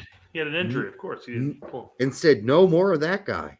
Yeah, we don't need him because he's not injured now, Brett. And he started Neil and he started Miles. Miles, he played for 45. And then he brought in Miazga, and then Miazga proceeded to make himself look like a less than good replacement. Well, and so, yeah, I mean, BJ's just knocking out the frauds left and right by exposing them, by playing them. And then once they're exposed, he's yanking them off. Yep. Like Long got yanked off, and I don't think he's coming back. He might come back for Greg, but he ain't coming back for BJ. Shit, I mean, at that point, I mean, they're already removing some players, or at least a player, from the roster and replacing him, although we don't know who he's replacing him with. But apparently BJ tells Michelle post-game that Alan Sonora will be replaced for the next round because of an injury. Jordan Morris will stay. And I heard that Jordan Morris wasn't playing. He wasn't out because of injury. Jordan Morris was out because of personal issues. I don't know. That's weird. I thought it was injured, but then I'm being told, nope. Personal problems. Not aware of that. Romans to Lil. $4.99. Thank you, my friend. Appreciate that. First chat. Love the show. Thank you. We appreciate you too. Yeah. I love the pumpkin. They say he's holding a pumpkin there, right? Is Yeah. that a pumpkin? Absolutely Okay. a pumpkin, yes. Man, that's very Halloween-esque of you. Also, did you guys see a Mexico fan that got... Yeah, we just did that. So you just missed that. We just covered that before we got into the review of the game. Thoughts on stadium security? It's shit. And it's being criticized pretty heavily right now by people who know what's really going on there. You see a lot of criticism. And the U.S., and it's going to get worse, apparently, in Mexico. So everybody's going to have to be on their A game to clean this up. Well, they may have to bring in more stadium security at that point because it's got to be tough being that once the security at the bottom of the stands or at the top of the row, and you start seeing a fight break out in your area, and you're going, fuck. The one security runs down there, and there's like 40 guys all swinging. What the hell are you going to do? At that point, the only thing you can do is start taking names, snap some photos, and then turn them in, and then maybe you get them afterwards. Oh, that's the crazy thing. We got video footage of that whole fight. Yeah. All those guys are going to be banned forever. Or arrested. Yeah. And yet, by the way, that was an amazing who's the guy on Ted Lasso? Fuck. Which guy? You gotta specify. On Ted Lasso, who goes, fuck. Oh, Roy Kent. You did a great Roy Kent. Yeah, I got the Roy Kent. Fuck. And then I got the Coach Beard. Yeah, that was well done. So yeah, that's got to get better, Ramons. Yeah, we talked about it earlier, and hopefully that gets cleaned up. I don't know. I would also like to see just the general serving of alcohol. Obviously, needs to be reduced because I don't know if those people were all drunk. Because if they aren't, they got no excuse at all for being complete idiots. Because that's what they were. Mexico fans beating up Mexico fans. You do some pre-drinking, and then you send your wife up to go get some more beer, and then they come back, and then you drink, and you're just still fucked up. And who hasn't pulled a knife out at a sporting event and stabbed somebody? I mean, that's like commonplace, right? What? What is that? Who brings a knife to a goddamn fucking international game? And it looked like they were completely prepared for this outbreak to happen. Like nobody was like, okay, there was no sensible voice going, okay, guys, let's break this up. Let's calm down. Let's just agree to disagree about whatever they're disagreeing on. And here's the one rumor I heard, Brett. You can tell me if this is absurd or not. But I did hear that at one point there were sections that were chanting the P word, and there were other sections next door telling to shut the fuck up and quit chanting that. Oh. And that led to conflicts between some of the Mexican fans. Yeah. So I may be wrong. I may be right. Like if there are Mexican fans out there that were at the game, let us know why that broke out. One side was about censorship. One side was freedom of speech. Compelled speech. Fuck you, bitch. Or I guess it's not compelled speech to say don't say this. That's censored speech in general. Compelled would be like you have to say that word. All right, way to make this political, Brett. Way to go, buddy. Oh, come on. There's nothing political about that. It's just one group. Listen, at this point, it's just a word you're not supposed to say. I don't know the history of the word. I don't know how it evolved. I don't know exactly what it means in their culture, blah, blah, blah. Just don't say it. Like I already mentioned before, if the word pretzel was banned, I wouldn't yell out pretzel because it meant something horrible in Denmark. What if you were to say I would like to have a hot, twisted roll of dough with salt sprinkled on it, please? Well, let's say the word evolved into meaning, I don't know, gay sex between men. Then, yeah, maybe you wouldn't yell it out. That might be in a negative way. It could be. In a negative way. Right. So, I don't know. I don't know. Like I say, I'm not an expert on that word. I don't claim to be. I barely know any Spanish. Chris Gary, 199. Aaron Long is injured, just like Brooks last year. Yeah, it's amazing how he suddenly became massively injured. And it's not amazing. Jeff's got the conspiracy ready for you. You ready for this? Yes. Chris, thanks for the 199, but I've got to move on. Thank you, brother. We love you. This is where Derek was kind of rolling into. Bam. Conspiracy GGG is using BJ to cut guys he talked up during the World Cup qualifying process. I don't think Greg's that smart, but I think BJ may be undercutting him. I think Greg was sitting back there, was like after the World Cup, really reflecting back, like, what the fuck was I thinking about Aaron Long? No. I think Morris, the guy has two broken left knees, and he can only go one direction. What was I thinking? Let me conjure up the real reality here.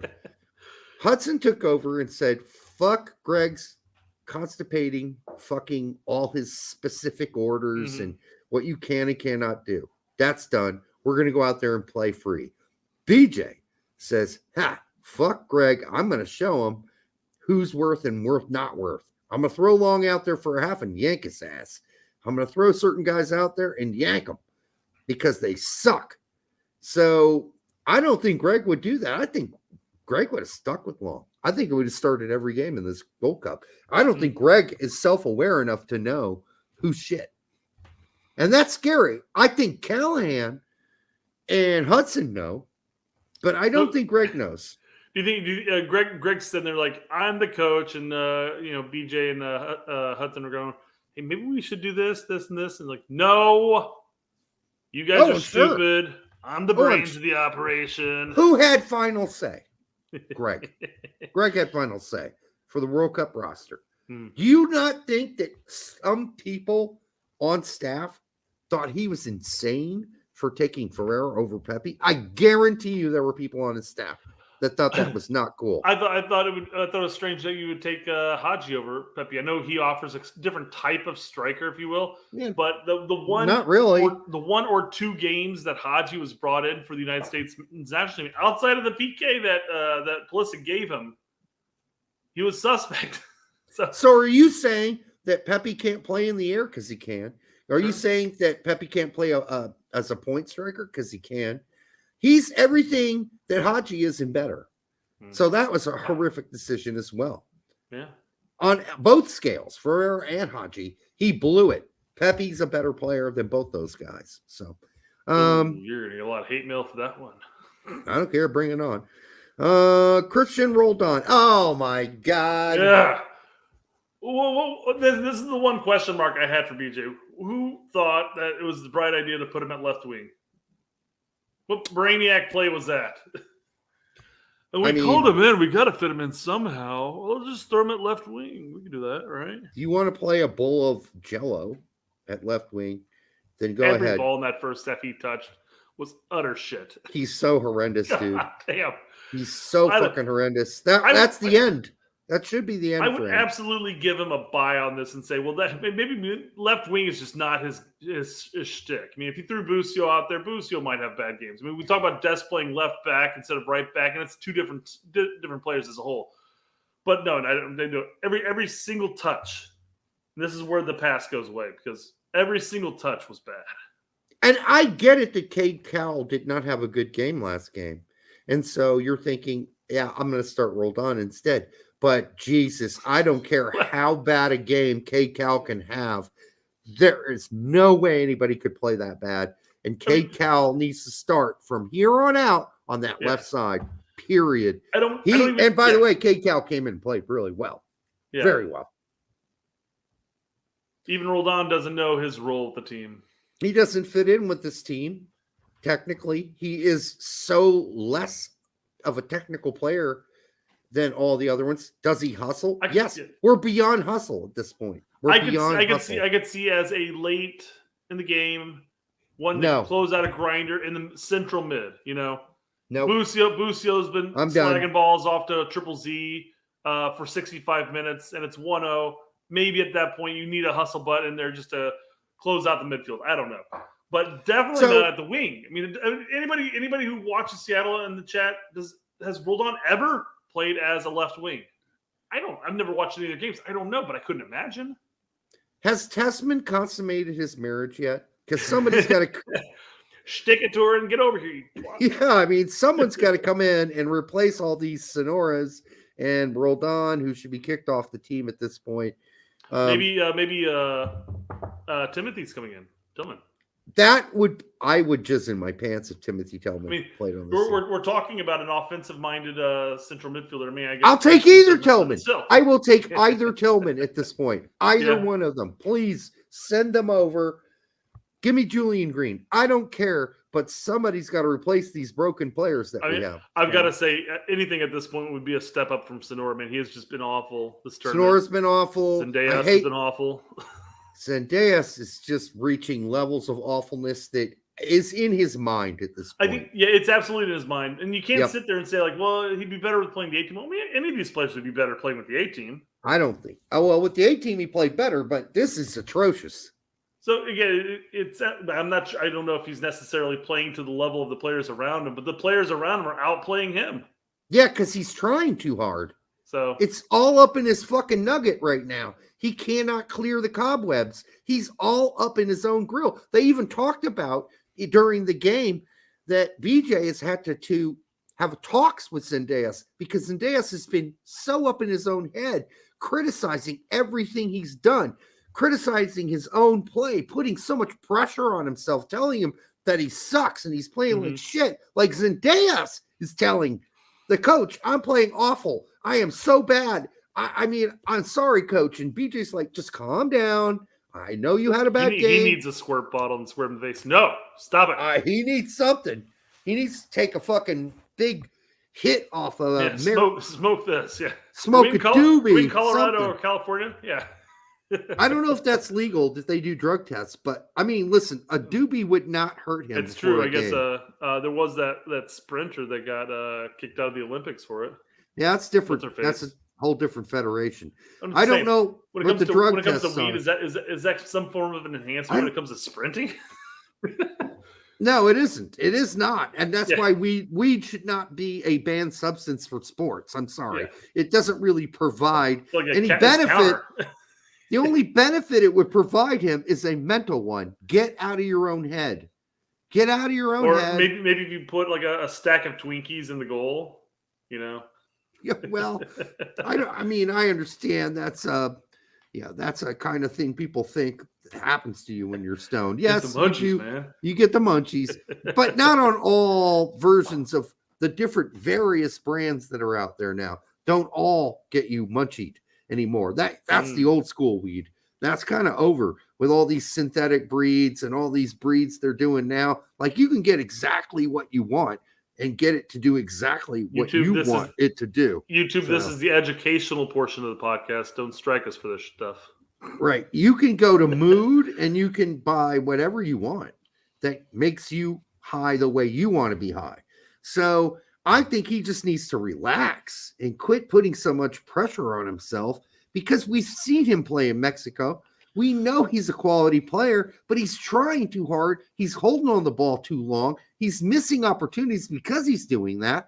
So Zendejas is shooting himself in the foot here. He may have just played himself off this team, but I don't think he did because I think Callahan and others realize this is a good player. He's just trying too fucking hard. Get out of your own way.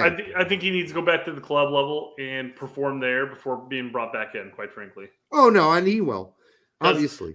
We have if there's anything we have a plethora of, and it's wingers at this point. So I mean, if he spins it, unless he flips it, come groups. Now that the group stage is over, maybe in the knockout stage, watch him light it up at that point, and then all of a sudden people are going to forget about the horrible games against the minnows of CONCACAF because he showed up against whatever, you know. Yeah. Oh, we skipped over James Sands. Oh yeah. Well. He's just been solid. I mean, the fact that you don't even, I noticed that he was there, but it's not like his name comes up a lot playing his holding role in front of the back four that much because he's doing his job, basically. So I'll say the one thing that I've noticed, and again, we're playing the minnows, so you don't have the immediate pressure that you would have, say, against some of the big boys of CONCACAF. Yeah. His first touches are a little sloppy. They are. That can cause issues if you're getting pressure and you're a little sloppy. All of a sudden, you're not making a solid pass; you're making an errant pass. It's no longer as good. So, as of right now, he's been solid. But moving forward, who knows? He might get exposed a bit, or maybe he'll clean it up. I don't know. But exposed against who? That's my question. Yeah. This is as bad as CONCACAF This is the worst Gold Cup array of teams This is I the have strangest seen. Gold Cup ever. I mean, It's possible. It's possible Canada doesn't even get out of the group stage. because they're atrocious without their 4 or 5 best players. They're absolute garbage. They're garbage. Honduras didn't move on. They're garbage. Yeah. Costa Rica ain't what they used to be. They're garbage. Mexico's lucky to be just above the garbage and laying on top of it, the garbage. Yeah. Costa Rica didn't qualify past the group stage. They only got one. They only got 1 point so far. They're garbage. Panama and Martinique are in the top spots right now, going into the final. Panama have maintained. Martinique's a surprise. Guadalupe and Guatemala are topping the Group D at this point. Yeah. What is this World Cup? This is the strangest thing in Gold the world. Cup. Oh, sorry. Did I say World Cup and Gold? Yeah. Right. Wouldn't it be hysterical if in the final it turns out to be USA versus Jamaica? Because why not? Yeah. Well, they've been the best 2 teams I've watched so far in this thing. Honestly, it's been shit. It's been a lot of poor play. Mexico played well against Honduras, but now that I know how bad Honduras is, I'm like, well, shit, maybe that wasn't much of an accomplishment. Yeah. But I don't know. We'll see. And we skipped Ferreira. I feel like we'll cover Ferreira last because that's like the hot topic, is it not? I don't know. I guess it is. Captain on the Jack Sparrow. on the Twitter sphere. I mean, we've already talked about him a little. Damn, I almost burped up. I thought you picked up some hiccups there. Maybe you're drinking a little bit too much. You know what I'm saying? This You beer barely touched that bad boy. This beer is very fizzy, but quite tasty. All right. Feral Among Us. I want Zendejas to succeed, considering what the Mexican Federation put him through. Has been poor, though. Try him centrally. You could, but I'm not. I don't think I'm telling Mihailovic go take a hike so Zendejas gets a chance in the middle. Fuck no. I mean, Mihailovic's just been too good. Maybe at times Busio you could, but Busio was garbage. Outside of his goal, he was complete, like negative passes backwards. Like, I mean, we got Herc out there going, "Yo, but he had a 90% passing." Well, yeah, all these passes went backwards, dude. He had a nice chip that I think Ferrer didn't get to, like chip over the defense. It was a little past him. It was a little past him. Wasn't bad. It was nice. It was decent enough vision, but Mihailovic has definitely been head over shoulders above him. I mean, can we just get into Busio? It was so funny because last night somebody tweeted, "Busio, where attacks go to die." Such a great fucking tweet. And then Busio 5 minutes later scores a goal. And it's like, oh, goddamn, that would have been a great tweet, but now it's ruined. But yeah, Busio looked piss poor all night long. A guy that is completely lost all confidence in himself. He got burned defensively twice. Once, I think people were playing back today, and it was Miles who saved his ass on the breakaway. Mm-hmm. Yeah. I mean, Jesus, man, what's going on? The announcers claimed that Miles got burned and he recovered. I'm like, no, that's not true, actually. Busio got burned. That was Busio that got burned, and Miles covered his ass. Yes. Busio, here's a game where he had a chance to shine, and he didn't put any shine on it outside of that goal. So you would have usually rated him F. You give him a D for the goal because you bump up a grade. I would have given him a D or an F. So at best, he gets a C. I'm just not impressed. But then again, I wrote him off already in our write him off show. And that was what, 7 months ago? I think 7 months ago? D plus range might be sufficient. The goal was nice, but shit, you can't miss that. No. Yeah, I just don't think Busio is what we all thought he was, people. I said this 7 months ago, 5 months ago, whenever we did that show. He's just not what you thought he was. Mm-hmm. And then he went on and proved me right throughout the season in Italy when Tessman went on to be the most important fucking core player on that Venezia team, playing in the fucking center midfield for that team, being the distributor and the destroyer. Do you think Venezia's front office and their coaching staff all looked at it and go, man, maybe we should have played Tessman a lot more in the Serie A season. Maybe we would have stayed up. Correct. And now that they figured it out, he's a dead starter every game, Testament. Buccio rides Pine and comes in. Buccio comes in for 10 minutes, 20 minutes, 5 minutes at the end of the game. My Chan, why is critiquing someone's game considered hate? It's not hate, My Chan. You are completely right. We talked about this the other night. I am sick of the term hate. It is just people saying, listen, I'm sure Buccio is one of the nicest dudes in the world. And so is Ferreira. I've heard Ferreira is nothing but a charming gentleman. I would love to sit down and have dinner with them, have beer with them, smoke a doobie with them, whatever. But I don't think they are A-team quality. Now, Ferreira got a chance at 22 to go over to Europe and change my mind. Buccio, his goose is cooked. He's just done. He's got no more to offer than you saw last night. Because, I'm sorry, he just doesn't. I mean, if you watched him in Italy, rare games that I got to watch, he was awful. And then later in the season, he was so awful, he didn't get to play. Yeah. But Tessman was out there tearing shit up. Mm-hmm. I'm still, they're still in Serie B. I thought Tessman's getting guarding some interest, is he not? I thought he was. No, he's going to stay at Venezia again, and they're going to try a run for promotion again. But they're maybe they won't waste half a season. Yeah, they did waste half a season. I love the fact that we wrote them off of being relegated halfway through the season, and then all of a sudden they're fighting for a playoff spot. But as it turns out, you just have to finish in the top 8 to get a playoff spot. Yeah, and they got knocked out in the first round easily in that playoff. Jeff Pettibone, one of our favorites. Victimhood is a common mode of perception these days. Victimhood, it is. Yeah, basically, saying disagree equals hate. Yeah, I mean, my day, we just call busting balls, right? Yeah. You bust people's balls. Nobody's like, hey, man, don't bust my balls. Because everybody busted each other's balls. That's how it went. It was equal ball busting. And maybe you tripped and fell over and fell on your face. And that was funny to the whole team. And everybody laughed at you. So fucking what? Because the next day, some other clown would do something that everybody laughed at. It was okay. We all had a good time doing it. None of us took it personally. We all had a good sense of humor about living and life and how imperfect life is. And that none of us are going to look like studs 99% of the time. That's not how life works. You're going to make mistakes. You're going to sound like a clown sometimes. People are going to call you out. You're not going to live up to the performance levels that people expect you to live up to, and they're going to criticize you. And if you can't take it, you're going to crumble and fall apart like a child. If you are used to getting criticism and growing up in a mostly German family, trust me, criticism was abound. That's how life was. In fact, compliments were rare. In fact, I can't remember a single compliment that my parents ever gave me when I was playing sports. Not a single one. Like, you had a good game, Chunk. No one ever did. You had a good game, Derek. No, never happened.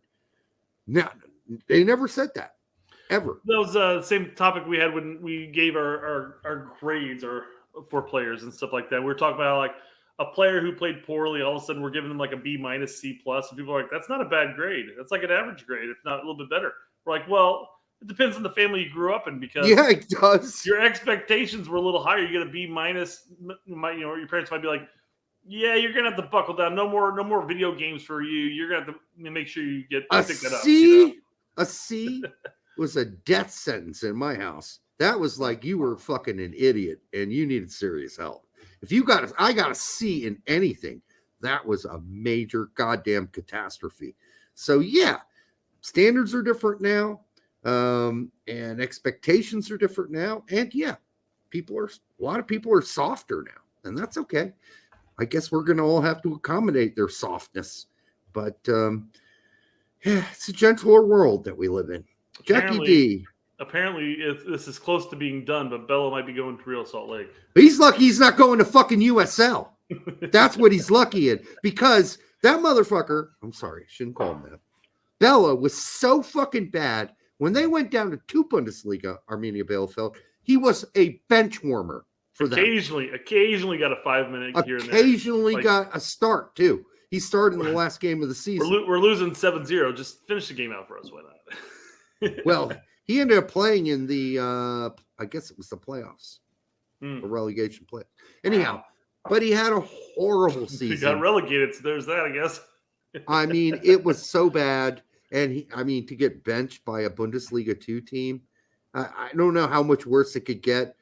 Good luck to Bello. I wrote him off in the 5 month ago show I did as somebody don't even worry about. He's done. He's done. Don't worry about him anymore.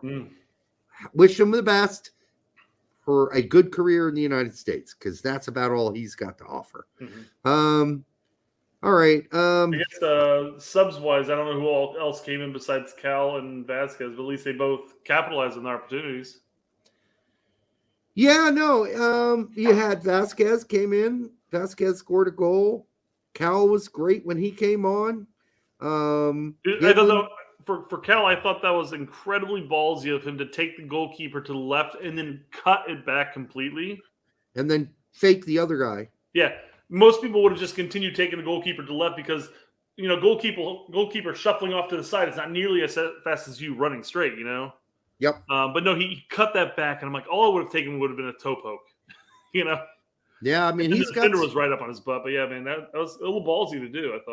I thought it was pretty ballsy too, and I do think Cal could become. Let's say Jordan Morris, reached his full potential before his injuries.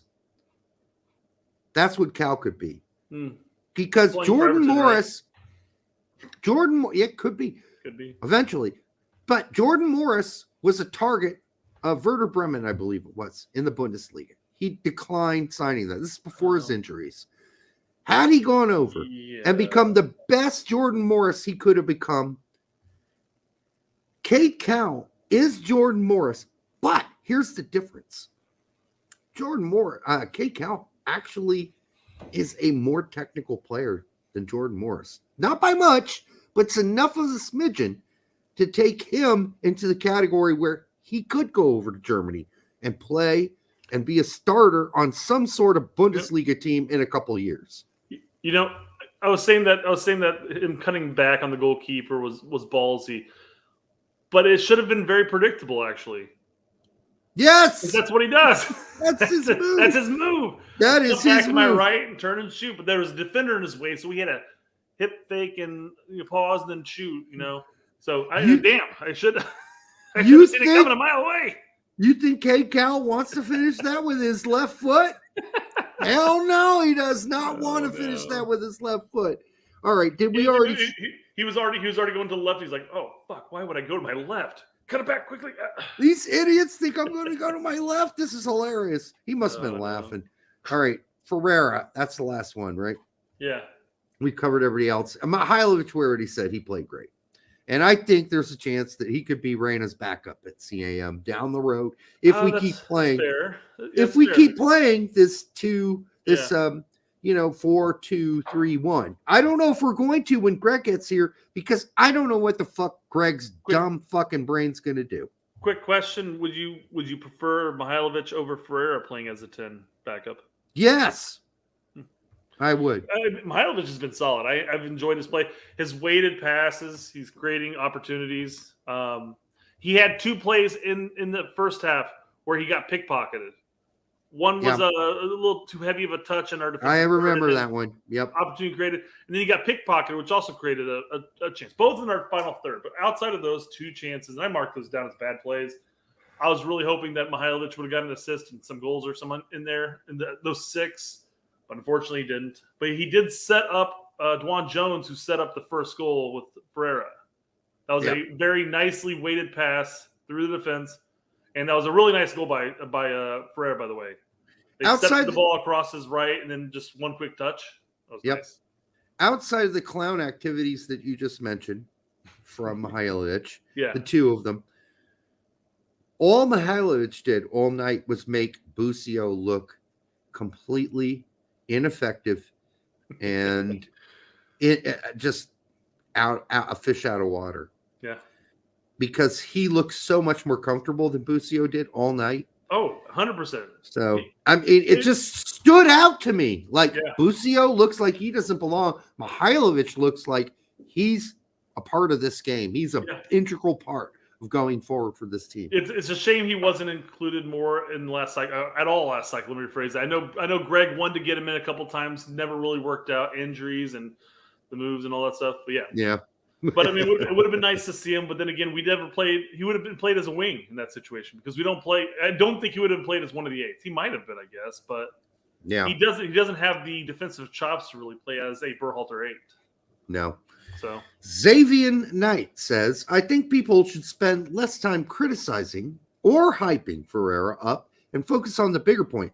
We mentioned this earlier. Ferreira, Hudson, and BJ are showing us something. And that is without Greg forcing players to play within his stupid fucking system. The guys are capable of scoring goals and being creative. Yep. And we've been saying I wanted to bring this up because, yes, this is exactly what we say. Yep. We've been saying this is our mantra. This is what we've been saying for ages now. Well, system is not a good system. No. It's too rigorous. It's too constrained. It's too constipating. And he's going to have to loosen up the screws on his system when he takes back over. God, I can't believe he's back, but he is, and we're just gonna have to live with it, people. That's it. Yeah. And it is frustrating, and I get it. It's very frustrating to see this happen. That Greg is back, but he's back. I mean, we know what we're gonna get, right? We just hope he's learned something, and if he has learned something, as much as an arrogant prick can learn something, maybe he adjusts. So the Jesus Ferreira hate has nothing to do. It's not hate. I'm sorry. Is anybody threatening Ferreira's life? Is anybody threatening his family? Threatening him to kill him, murder him? Is he really being hated on, or is he just being criticized for his limitations? And if it's just people saying he sucks, that is not hate. If you just say he sucks, and you could say those are hateful remarks in the sense that you're being not mean, hateful. You're being mean to me. That's not hateful. People don't know what hate is. Like, go visit some fucking concentration camp museums. That's fucking hate. So don't even bring that and compare that It's to not some black and white. Remember, there's 50 Shades of Gray in there somewhere. Doesn't matter. I'm saying that is so far off from hate. That is just somebody saying, I don't like him as a soccer player. That's not hate. They didn't say I don't like him as a person. They said I don't like him on this team, and I don't like him playing for this team because I don't like him as a player. That's not hate. Yeah, I'd be curious to find out which one was the chicken, which one's the egg, as far as the Ferreira hype versus the Ferreira hate. Because I know early on in last cycle when Ferreira was playing, it was less of the, well, Ferreira sucks, he shouldn't be on the squad, and more of like, this is why I don't like him, this is why I don't rate him over said player here and here and here.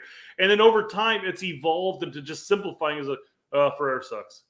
Yeah, because how many times can you go on Twitter and say, here are the reasons I don't, A, B, and C, the reasons I don't like Ferreira starting for us. After a while, you give up saying that, and you're just like, I don't rate the guy. Or you say, the guy sucks. I mean, it'd be better if you said I don't rate the guy. Then a problem with saying that is people are going to be like, why don't you rate him? And then you got to go back and write the goddamn ABC thing again. You should just have it as your pinned comment on Twitter. You just keep tweeting it. I mean, we're lucky we have a show because people ask me that. I just say, hey, go watch our show. Yeah. I'm like, I'm not. They're like, which show? I'm like, figure it out. I just sent them a link. And that's the other problem. Which show? Which show? But I mean, we talk about this so often. It's just like, hey, dude, just pick one. Mm-hmm. And you'll probably be some sort of criticism of Ferreira and his limitations as a player. At this point, what we've always said about Ferreira is that his limitations come from two things: Greg's system, so that's not his fault, and two, his own mental health. Again, the second part is something he can fix. You can become more confident of a player. Yeah. The system he can't fix. It'll be interesting to see if they keep the Hudson / BJ ball when Greg comes back and they have a little more. They continue to have more freedom to see how Jesus does against better competition as a whole. Because we've talked about this ad nauseum. Even with our other strikers, the Pepis, the Sargents, right? the They all struggle. they all still struggled scoring goals. They were Mhm. we were never a big scoring team under Berhalter.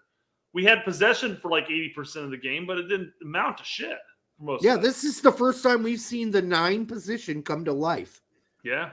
And it took Greg leaving hell, the fuck. team. Vasquez comes in for like 20 minutes a game, and he's got 2 goals.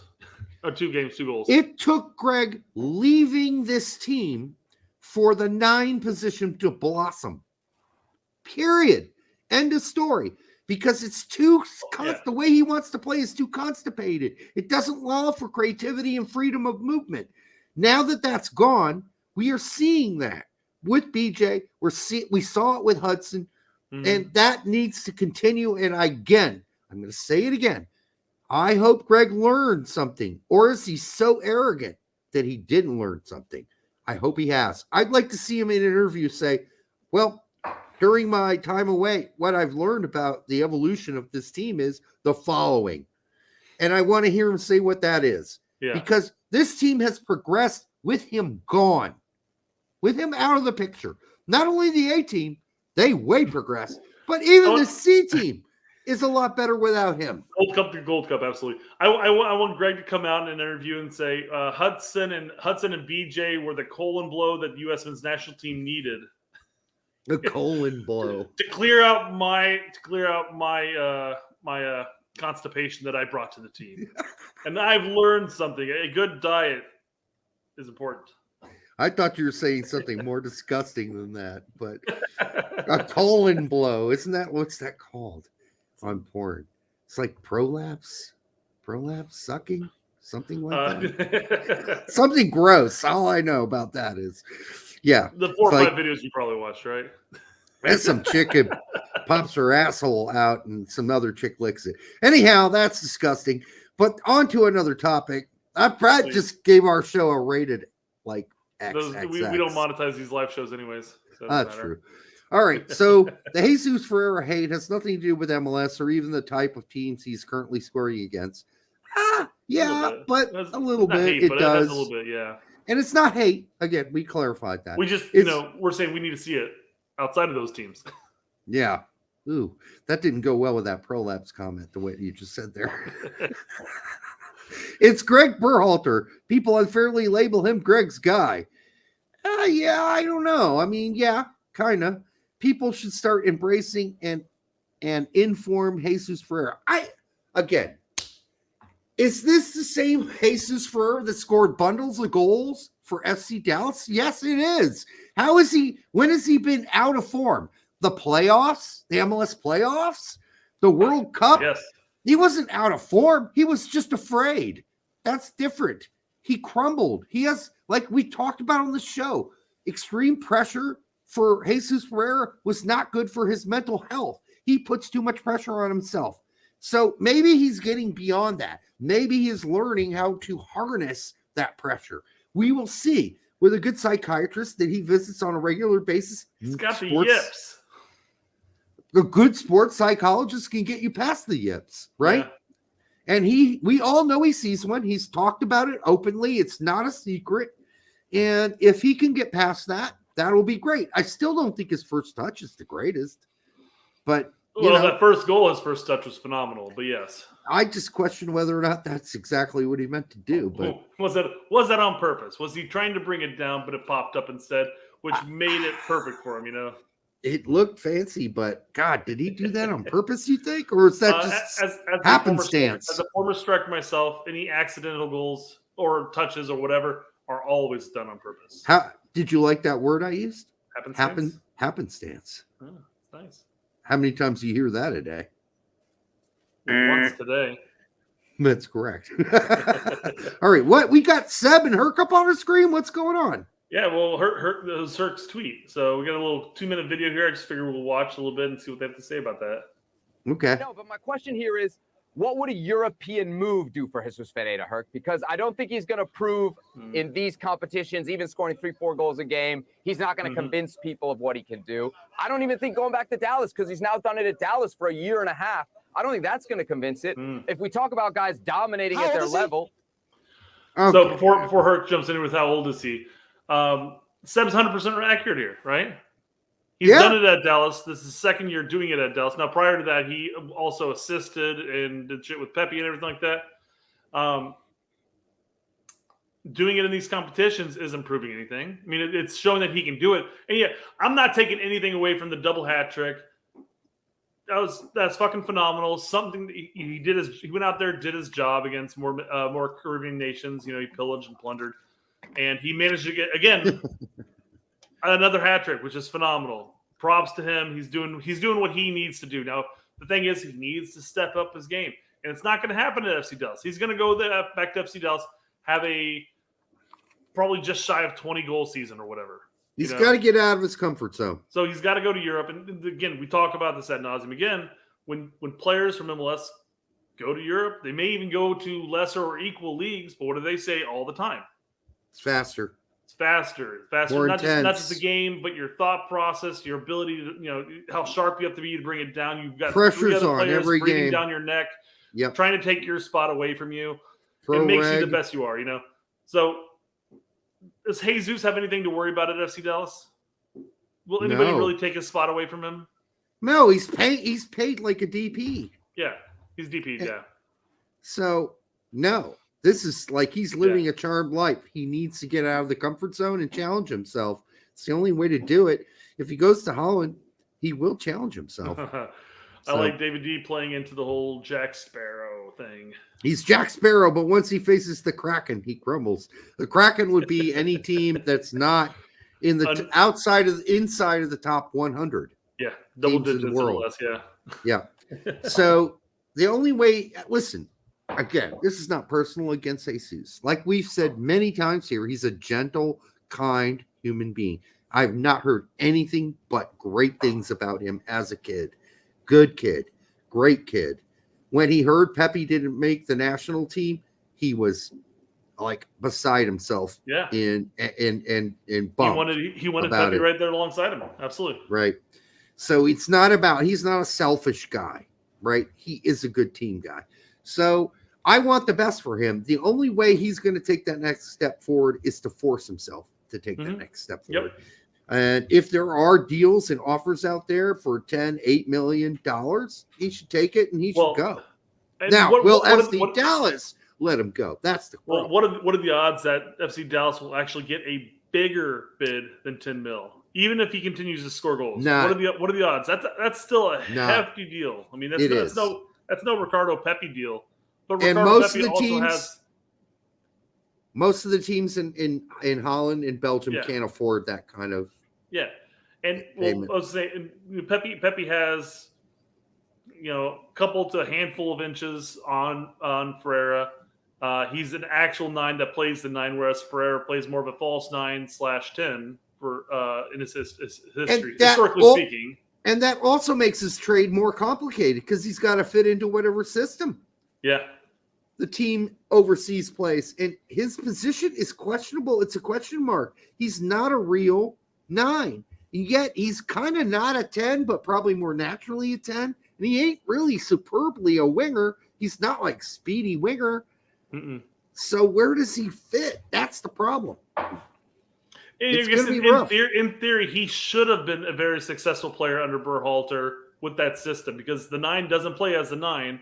It checks back into the midfield, collects the ball, and distributes out to the wings who are pinching in to attack. It becomes a 10. Yeah, more or less. But it wasn't a 10, remember. No, We didn't play it with the 10. No, because it was too much of a hybrid to be a full 10. Yeah. In the end, he was expected to be in the box as a center forward. So there you go. Mhm. All right, what else? Is there more to this? And then being ready to move 22. Is that right? Jesus Ferreira 22. 22 Yes. years old. This is So? insane to me. Like the conversation around. Okay, this hold is on. insane. All right. We're talking about 22 like it's young. All right. It is young, but at the scope of how our players are developing right now, 22 is like getting up there with 23, being kind of like either shit or get off the pot. Because by 23 and 24, if you are not the player that people imagined you were going to be, you are not probably going to get any better. You might get wiser, but you're not going to be more tactically adept or technically adept. You might be You might sharpen up what you already have.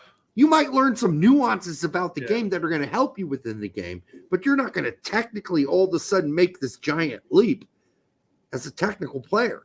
So, like he's saying 22 is like, that's so young. It's not.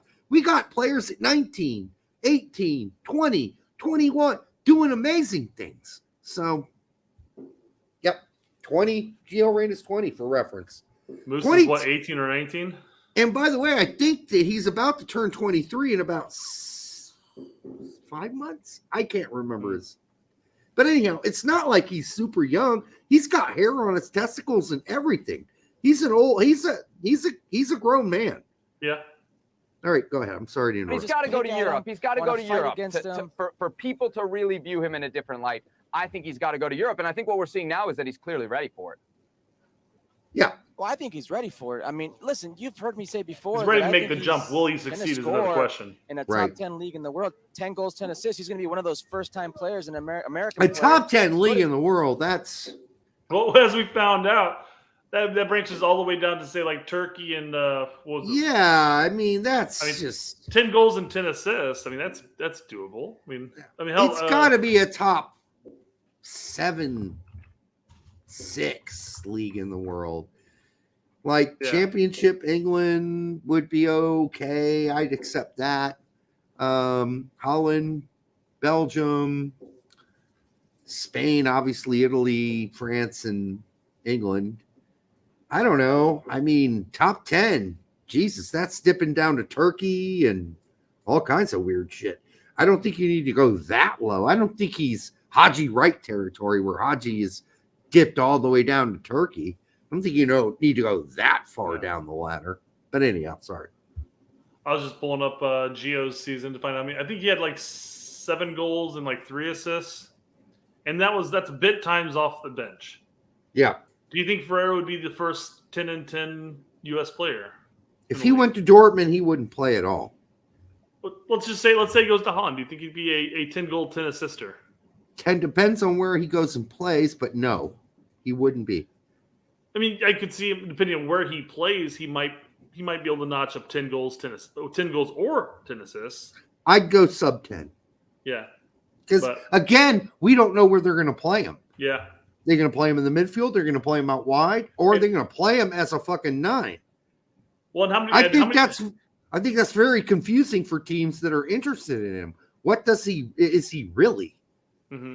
I'm not sure what he is. And how many players have we sent abroad saying, "Oh yeah, they're going to score this, they're going to do that," and then they just shit the bed? Quite a few. Saying that he's ready for Europe, yes. Will he succeed in Europe? That's a different question. Nobody can predict that. He ain't no Pepe. I'll tell you that much straight up. He is no Pepe. So. And that's no offense to him. Pepe's a really amazing player, young player that's got everything in front of him, and is going to go play for one of the best teams in Holland next season because of what he did last season. Well, and despite the plunder he has obtained of all the Caribbean nations, it's called booty. I don't think I still rate Josh over him. Sargent's still over him. By the way, that's from a very famous Beastie Boys album. Check Your Head, I believe. It's what's another name for a pirate treasure? Well, I believe it's booty. Booty. Booty. That's what it is. And then the song starts. It's fucking badass. All right. That's my Beastie Boys. Kaiju says, who wants Ferrer? Probably needs to be one of the lower teams in Holland. Well, I mean, there were Yep. rumors that Napoli was going to sign him, although that was proven false, of course. But even Ferrer said it was false. He's like, that's a load of horseshit. I've never heard of that shit in my life. Yep. I talk to my agent daily. I mean, some of the people that come out with these rumors, just know, unless it's like 2 guys we all know we can trust, Tom Bogert and Fabrizio, you don't touch that shit. That's most of the rest of that's horse shit. Horse shit. Well, yeah, I was gonna say, Diego, who even knows Ferreira, came out here and said, "Man, his agent did him dirty. It's a fucking his joke. agent did him dirty, man." Man, yeah, and some of those agencies are leaking shit to make their players look better, and it does make the players look like clowns. Mm-hmm. Really, And that's why Ferrer came out and said, "Now that's all jackassery. That's all bullshit." So he's like, none of that's real. And I'm glad he did, because some of these guys let their agents do too much work, and those agents are clowns. I don't know what it takes to become an agent. I should have been one. I would have been a great fucking agent for players, because I would not have taken any shit. But I also know the game, and I would not have, put out something like that about my player that everybody knew would be false, a falsehood. So you got a naked child behind you or something, or? Nope, something just popped up on my phone from ESPN. I was trying to see if it had any merit at all, but it was just alerting me that the Women's World Cup is 23 days away or whatever. I thought you were looking behind you at like glaring an eye. Oh no, it's just begun for 23 Australian players. Is what? Okay, never mind. Scratch all that. Man, those U.S. women's commercials, they are bad. They are bad. I don't know what clown at U.S. Soccer hired what other clown to come up with those, but it makes them look totally arrogant as fuck. Like, it's us against the world. And then the song is Dancing with Myself. Like they've already won the fucking tournament. Dude, it ain't going to be easy. It ain't going to be easy out there. Sorry, I laughed, and I've got to pull it up, I guess. I laughed at it. Chris Carey says, I hear the Women's World Cup is being broadcasted on Who Gives a Shit channel. Oh, Chris, that's not nice. I'm going to watch the women play. Let's not reject the whole team because of one player you don't like. I don't know, maybe there are a couple you don't like. I don't know. But there's some good young players on there. I'm gonna support the women. I want them to win, but I don't like the coach much. I don't like him either. Chris said he's kidding. He says he likes him. Yeah, I know.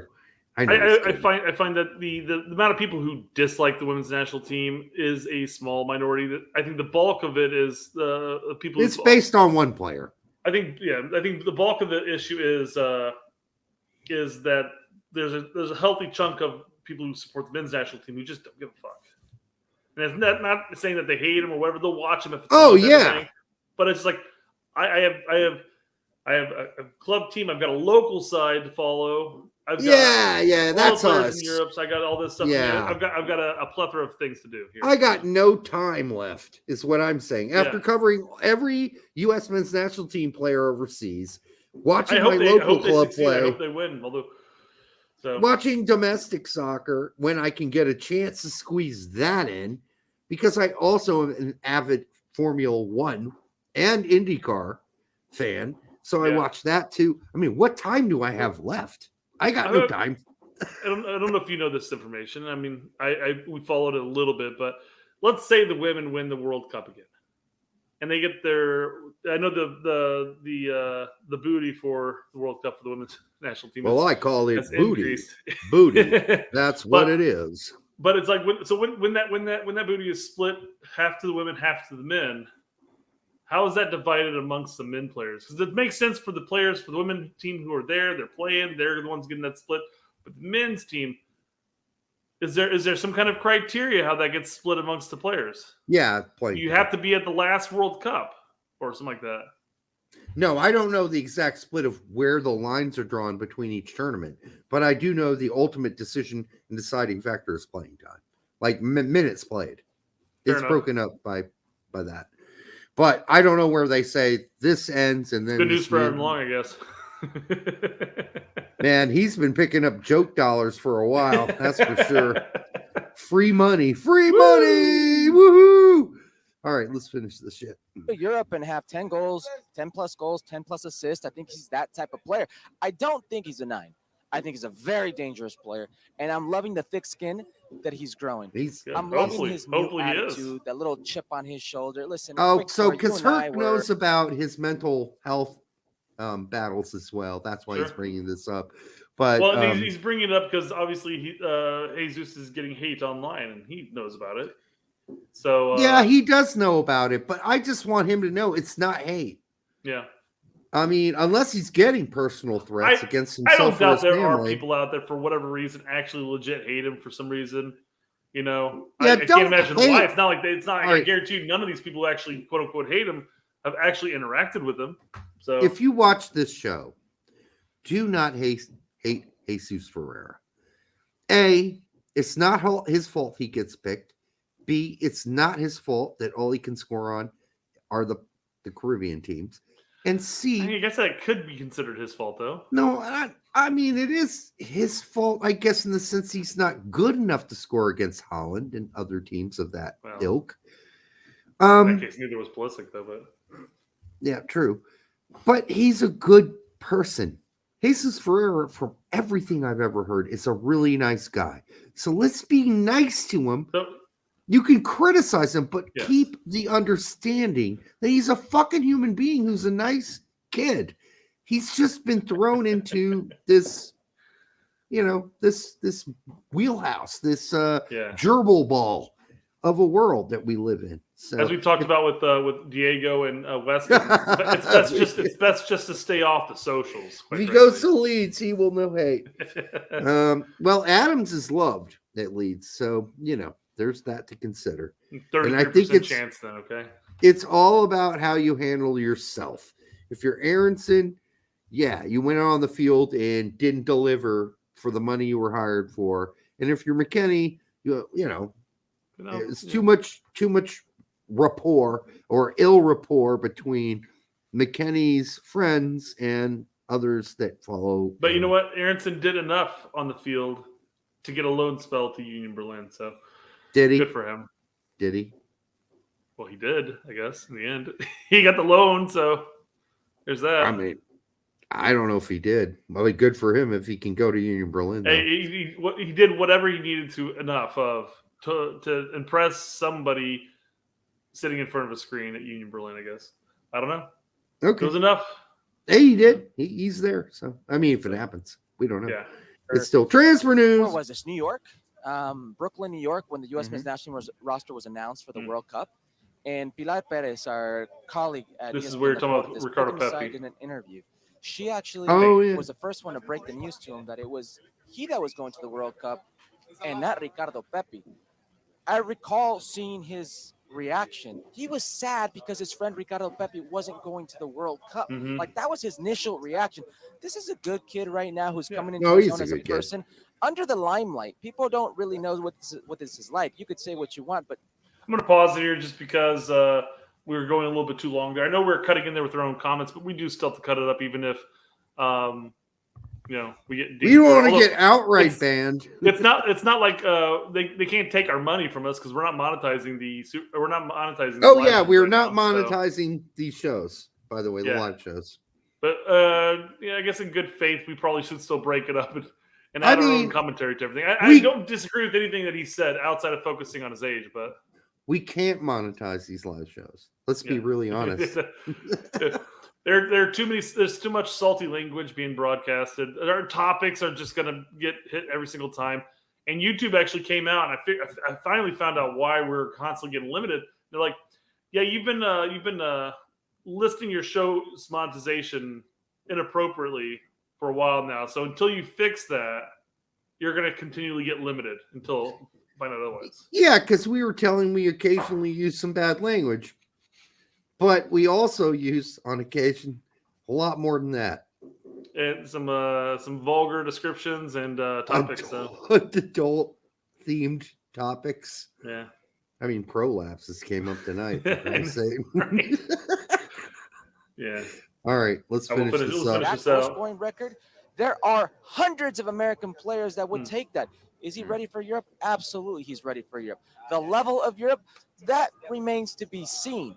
The position I'm not too fond of, but, I mean, what can I say? If he keeps scoring goals, he's shutting me up. He's shutting everybody up. Hopefully he continues it. Yeah. All right. Well, that's it.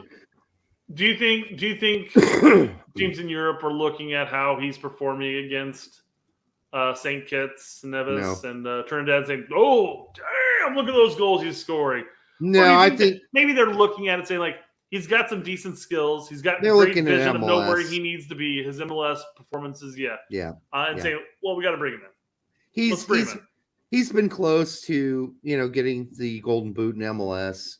I think that would be more of the interest level from European teams. I think they look at games against St. Kitts and Trinidad and Tobago, and frankly, I doubt they even show up for those as far as scouting goes.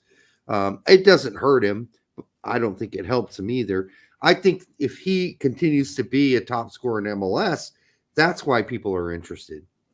That's why they're interested. So Matt says 22 is still quite young to blossom, and he can blossom into an MLS like Donovan did. Okay, Donovan's Matt, an enigma. He's an enigma. Matt, that's cool. I get what you're saying there, but Donovan blossomed in the 2002 World Cup, and he was younger than 22. He was 17 or 18.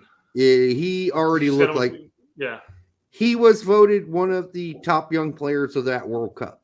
Like, it was pretty evident that Donovan. So 22 is old, dude, and this guy's going to be 23 soon. It's not. 22 is not young in soccer. Like, Ronaldo busted out when he was 16. And I know we're not comparing every win to Ronaldo. Messi broke out. Like, we knew that Pulisic was going to be great at 17, 16, 18. Mm-hmm. We knew Reyna's going to be great at 17, 16, 18. Like, the great players are great. Now, I'm not saying that Jack Sparrow can't jump a few levels up or make some become wiser as a player, learn some things tactically about the game that make him more effective. But technically, at 22, you do not necessarily, unless you're a super late bloomer, which there are rare cases of, you do not become. McBride. No, Brian McBride never became a technically better player. He became. He was a late blossom. He became a wiser player. Yeah, a smarter player who knew his limitations technically and changed his game to fit his limitations. In fact, go on. There's a great interview on YouTube if you can find it of Brian McBride being interviewed during his later Fulham years, and he goes on. And he discusses about, listen, I know I wasn't going to beat anybody. I wasn't going around anybody using my speed. So I learned that my game had to be a box-oriented and body-oriented game where I could hold the ball for my players, distribute, and get in the box. So he learned, but he talks all about his limitations. That's becoming wiser. So when you became more technical. To that point, you were saying right there at the very end when I cut you off again. You're saying late bloomer as in being more technical later on in life. So basically what you're saying is from an early age, the skills you have, especially when you get in like to the younger 20s, 22, 23, 24 at the very latest, you're basically identifying what type of player you're going to be. You can sharpen up your skills, you can hone your skills, but you're going to basically be that player is what you're saying. I mean, you can get to 22, 23, and I mean, through your like 25, you will maybe make small dents in your technical ability. What really makes you a better player from 22, 23 on is how wise you can become with your ability to understand your limitations and the tactical nature of the game and where you fit into that tactical nature. So you can become a late bloomer by understanding that your limitations and your where you fit in tactically. And that has had players that have made leaps because of that. But technically, I mean, I have never seen a player who at 22 was technically this and then technically became that. Like, you don't go from this at 22 to technically being this much better of a player. It just doesn't happen. Nobody gains that sort of technical improvement beyond the age of like 19, 20. You don't become a better technical player after the age of the 20, 21, 20, 20, and 19 age. You are who you are. You only become wiser about the game tactically and how you fit in. So with Ferreira, would you say his strengths fall more in the tactical aspect of the game or the technical aspect? Right now, he is average technically, and he is below average tactically. So his best way to grow against bigger competition would be to be tactically more astute and to be have a bit better understanding tactically of where he can fit in and know his own limitations as a player. So I guess my take on that would be his tactical awareness. I think is probably above his technical level. Yes, simply because he when it comes to getting in the attack, he knows exactly where he needs to be in and around the box. Very Wondolowski-esque, yes, if you will. He does a great job. That's how he gets his goals. I mean, he's in the right spot at the right time. He knows where the ball's most likely to come back. And he positions himself properly. Yep. And his technical ability is there too. But it's not like he's not like an overtly. It's not mind blowing. Yeah. No, but he is tactically more aware than he's going to be technically perfect or improve upon at this point. Technically, he's going to probably stay remotely where he is now, but tactically, he can become wiser. He can become wiser as a player as well and understand where he fits in, but he's got to find the right fit. That's the other challenge with a guy like Ferreira. He doesn't just naturally scream out, "This is my position. I'm a 9." No, It doesn't. It doesn't scream out, "I'm a 9." It screams out, "Maybe I'm a 10, but I can also play out wide if you need me to, as long as you want me to cut in." So, yeah, it's a challenge. Going to be a challenge for Ferreira, whereas Pepe is just a natural center forward. There's like no doubt. Technically, he's way more gifted than fucking Ferreira is. And yeah, I mean, he's more tactically aware as well right now than Ferreira is. Like, he's really good at understanding exactly where he needs to be to get a goal because he got shit service all season with Groningen. But all the few attempts he got, he finished a lot of them. He just was at the right place at the right time. So Ferreira gets way better service at FC Dallas than Pepe got at Groningen. I'll tell you that because Groningen was getting their ass stomped every game, whereas FC Dallas is one of the better teams out west. So there you go. Hit and miss every season, it seems like. Raymond C says, do we give Ferreira any credibility on the hat tricks? Absolutely. I mean, he gets credit for it. I mean, good job. I mean, again, he did his job, and he notched 2 hat tricks in a row. That's awesome. And he's going to walk away with a lot of booty. Booty. That's what it is. Booty. All right, so we have some late bloomers people have been mentioning here. Yep. They're rare. You got to realize late bloomers are not normal. No, I think that yes, but Dempsey was the player he was when he went to Fulham, and he took that bulldog fucking attitude to Fulham, and he just got wiser. He didn't get technically better. I guess that's also a fair assessment with Dempsey at that point. You know, he had the technical ability, but he got smarter as a player as he left college, went to New England for a season or two, or whatever it was, and then made his way over to Europe. Well, it was like 3 seasons, but was it 3 seasons? When he went over, he was raw, but he learned. But he was also a fighter. He did not get any technically better. I don't think he got minimally technically better after that. But his ability to understand the game, because the game's so fast over there, that tactically his understanding of the game took a jump, light years ahead.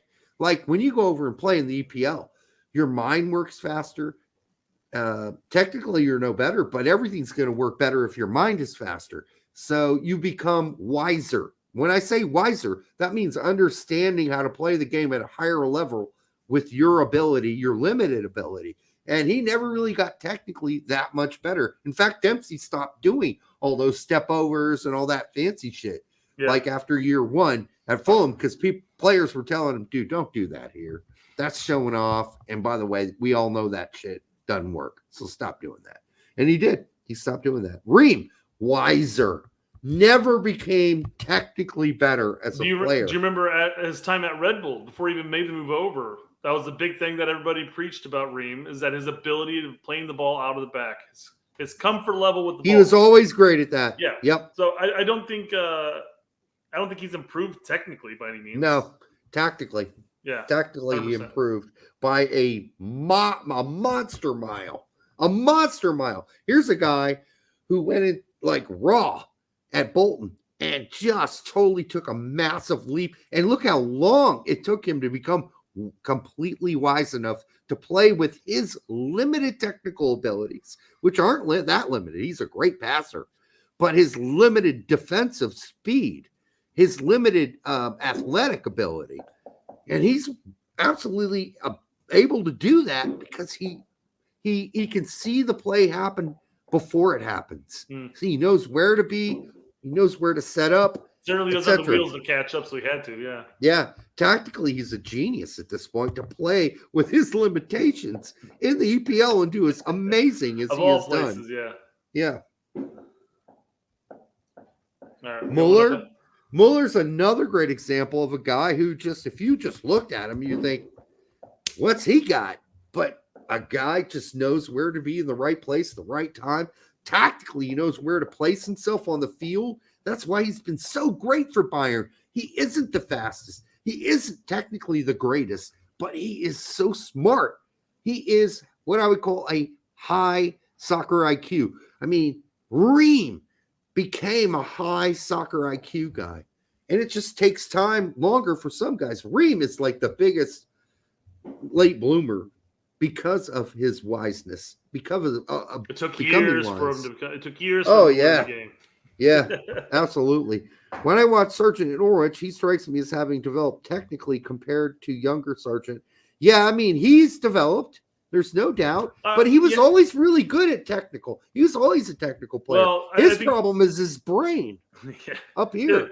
He has some mental lapses, absolutely. I think this may stem from him being played in several different positions between Bremen and Norwich, is that his ability to distribute the ball has improved drastically. His vision of seeing where he needs to be on the field has improved, but this isn't necessarily, I guess, a technical aspect. With the ball at his feet, he is still Sargent at that point, but I think he's become a smarter player, and maybe he's improved certain aspects of his technical ability, but I wouldn't say drastically per se, but he's definitely a better, well-rounded player than when he was in his youth days. And he's still scoring goals, so that's all that matters. He was always thought of in his youth days as like, wow, that's one of the more gifted center forwards we've ever seen in the United States. Everybody already knew that. The question is whether or not he had the killer instinct. And that has been the question during his time at Norwich. And the problem was he didn't get to play center forward until this season. And I guess depending on who you talk to, that might be the proper thing. But come on. I guess when looking at his career, you look at Bremen, who arguably was one of the worst teams in Bundesliga history. Yeah, they created slim to no chances, and Sargent still played half the season out wide right. Yep. And he was also tied for leading goal scorer with their other striker. What did he score? Like eight? Seven or eight? Seven? I think it was 7. That proves the point as how many chances Bremen actually created. If he was tied for the highest goal scorer at 7, he went to Norwich. They were expecting high. They paid $8 million for him and everything like that. That's not that much for an EPL team. The bottom of the EPL team, but regardless. Oh my God! But still, that's crumbs. $8 million. What else did Norwich spend money on? They didn't spend shit. No, they got Rashika, and I don't know what they paid for Rashika, but I think it was about the same. Probably. So those are the big pullovers at that point. Yes, his performance in EPL was not that great a lot of the times, and then he had some good games throughout there. And there were several times he should have scored, and we called him out when this happened. We did. We were calling him soft. Yeah, wasn't until he had a baby. He had a baby, and then all of a sudden some things changed. So, but he went down the championship and got better. His time in championship has blossomed his game. Now, I want to see him do it with the national team. He had a great World Cup, I thought. Of course, he didn't score a goal, but I thought he played well in the World Cup. I want to see what else he can do. But now the position's getting tougher to even crack. You got Balogun. You got Pepe, who's scoring and going off to PSV at this point. We got Sargent, who's languishing. I wouldn't say languishing. I guess he's still residing in championship and hopefully vying for that one of those EPL spots. No, he should blossom this year. He better, yeah. But I want to see what he can do at the national team level when he gets the chances now, and especially with a hopefully we talk about Berhalter, hopefully learning something. Hopefully the system still benefits the striker when he does get called back in, because I'm not sure if it will. I don't count on it, but I hope. I mean, all I got is hope because I've got no precedent during Berhalter's years in power of showing me that he knows anything about how to play a 9. And so we'll see. We'll see. But Sargent's going to play at Norwich. He's going to start at center forward practically all season if he stays healthy. And we'll see how many goals he can get. We'll see. Yep. All right. I think that's it. It's been a long night, folks. It's only been 2 hours and 15 minutes. We can go another 45 minutes. Only 2 hours and 15 minutes. This show was originally launched. We were thinking an hour. That's what we were thinking. I knew it was never going to happen, dude. Oh, come on. You were thinking an hour too. Never going to happen. Why? Because I'm such a big mouth? Is that what it was about? Look at our recorded shows prior to that. We'd have one topic and it'd be like a 45-minute show. We were never going to do this in under an hour. It was never going to happen. Yeah. Now, by the way, an hour and a half was doable, but we still talk out our ass half the time. Right. By the way, I just want to make sure if people missed it earlier. Yes, I in the last show said Dugarry. I meant Desali. Sorry, I fucked it up. Desali is about he's the Ghanaian guy who played for France and said he felt 100% French.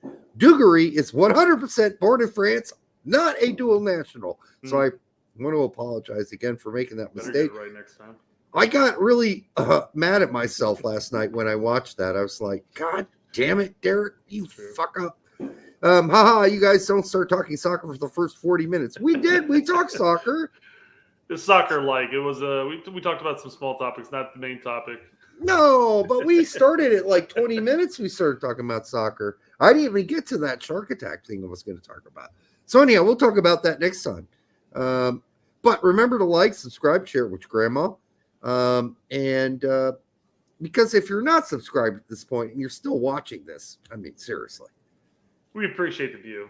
We did. And the like that you clearly clicked down here, right down there. And listen, the like thing's easy to do. You don't have to slam it or crunch it. People tell you to like smash the like button. You don't have to do that. Just take your nearest. You have to replace your mouse. So right. Just take your nearest digital and tap the board or whatever's free.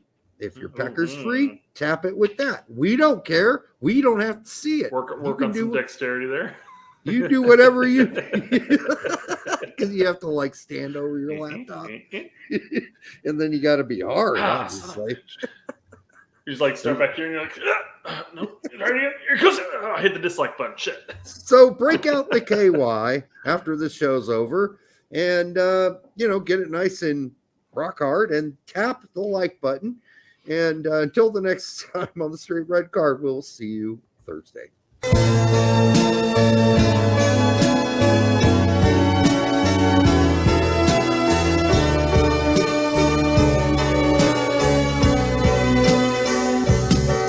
she's a trap. She's an unsung novel. Turn a lap and get your whole world dazzled on the line, or a phone call with or without wine.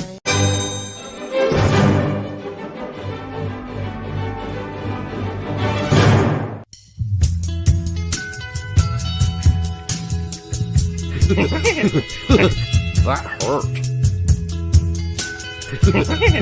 I'm tuned in like crazy, and I'm pretending like I know what they're doing, and I'm the articulate and intelligent. Greg's a bitch. That's all. I find them offensive as hell. I've never been a fan. Yeah, fuck that one.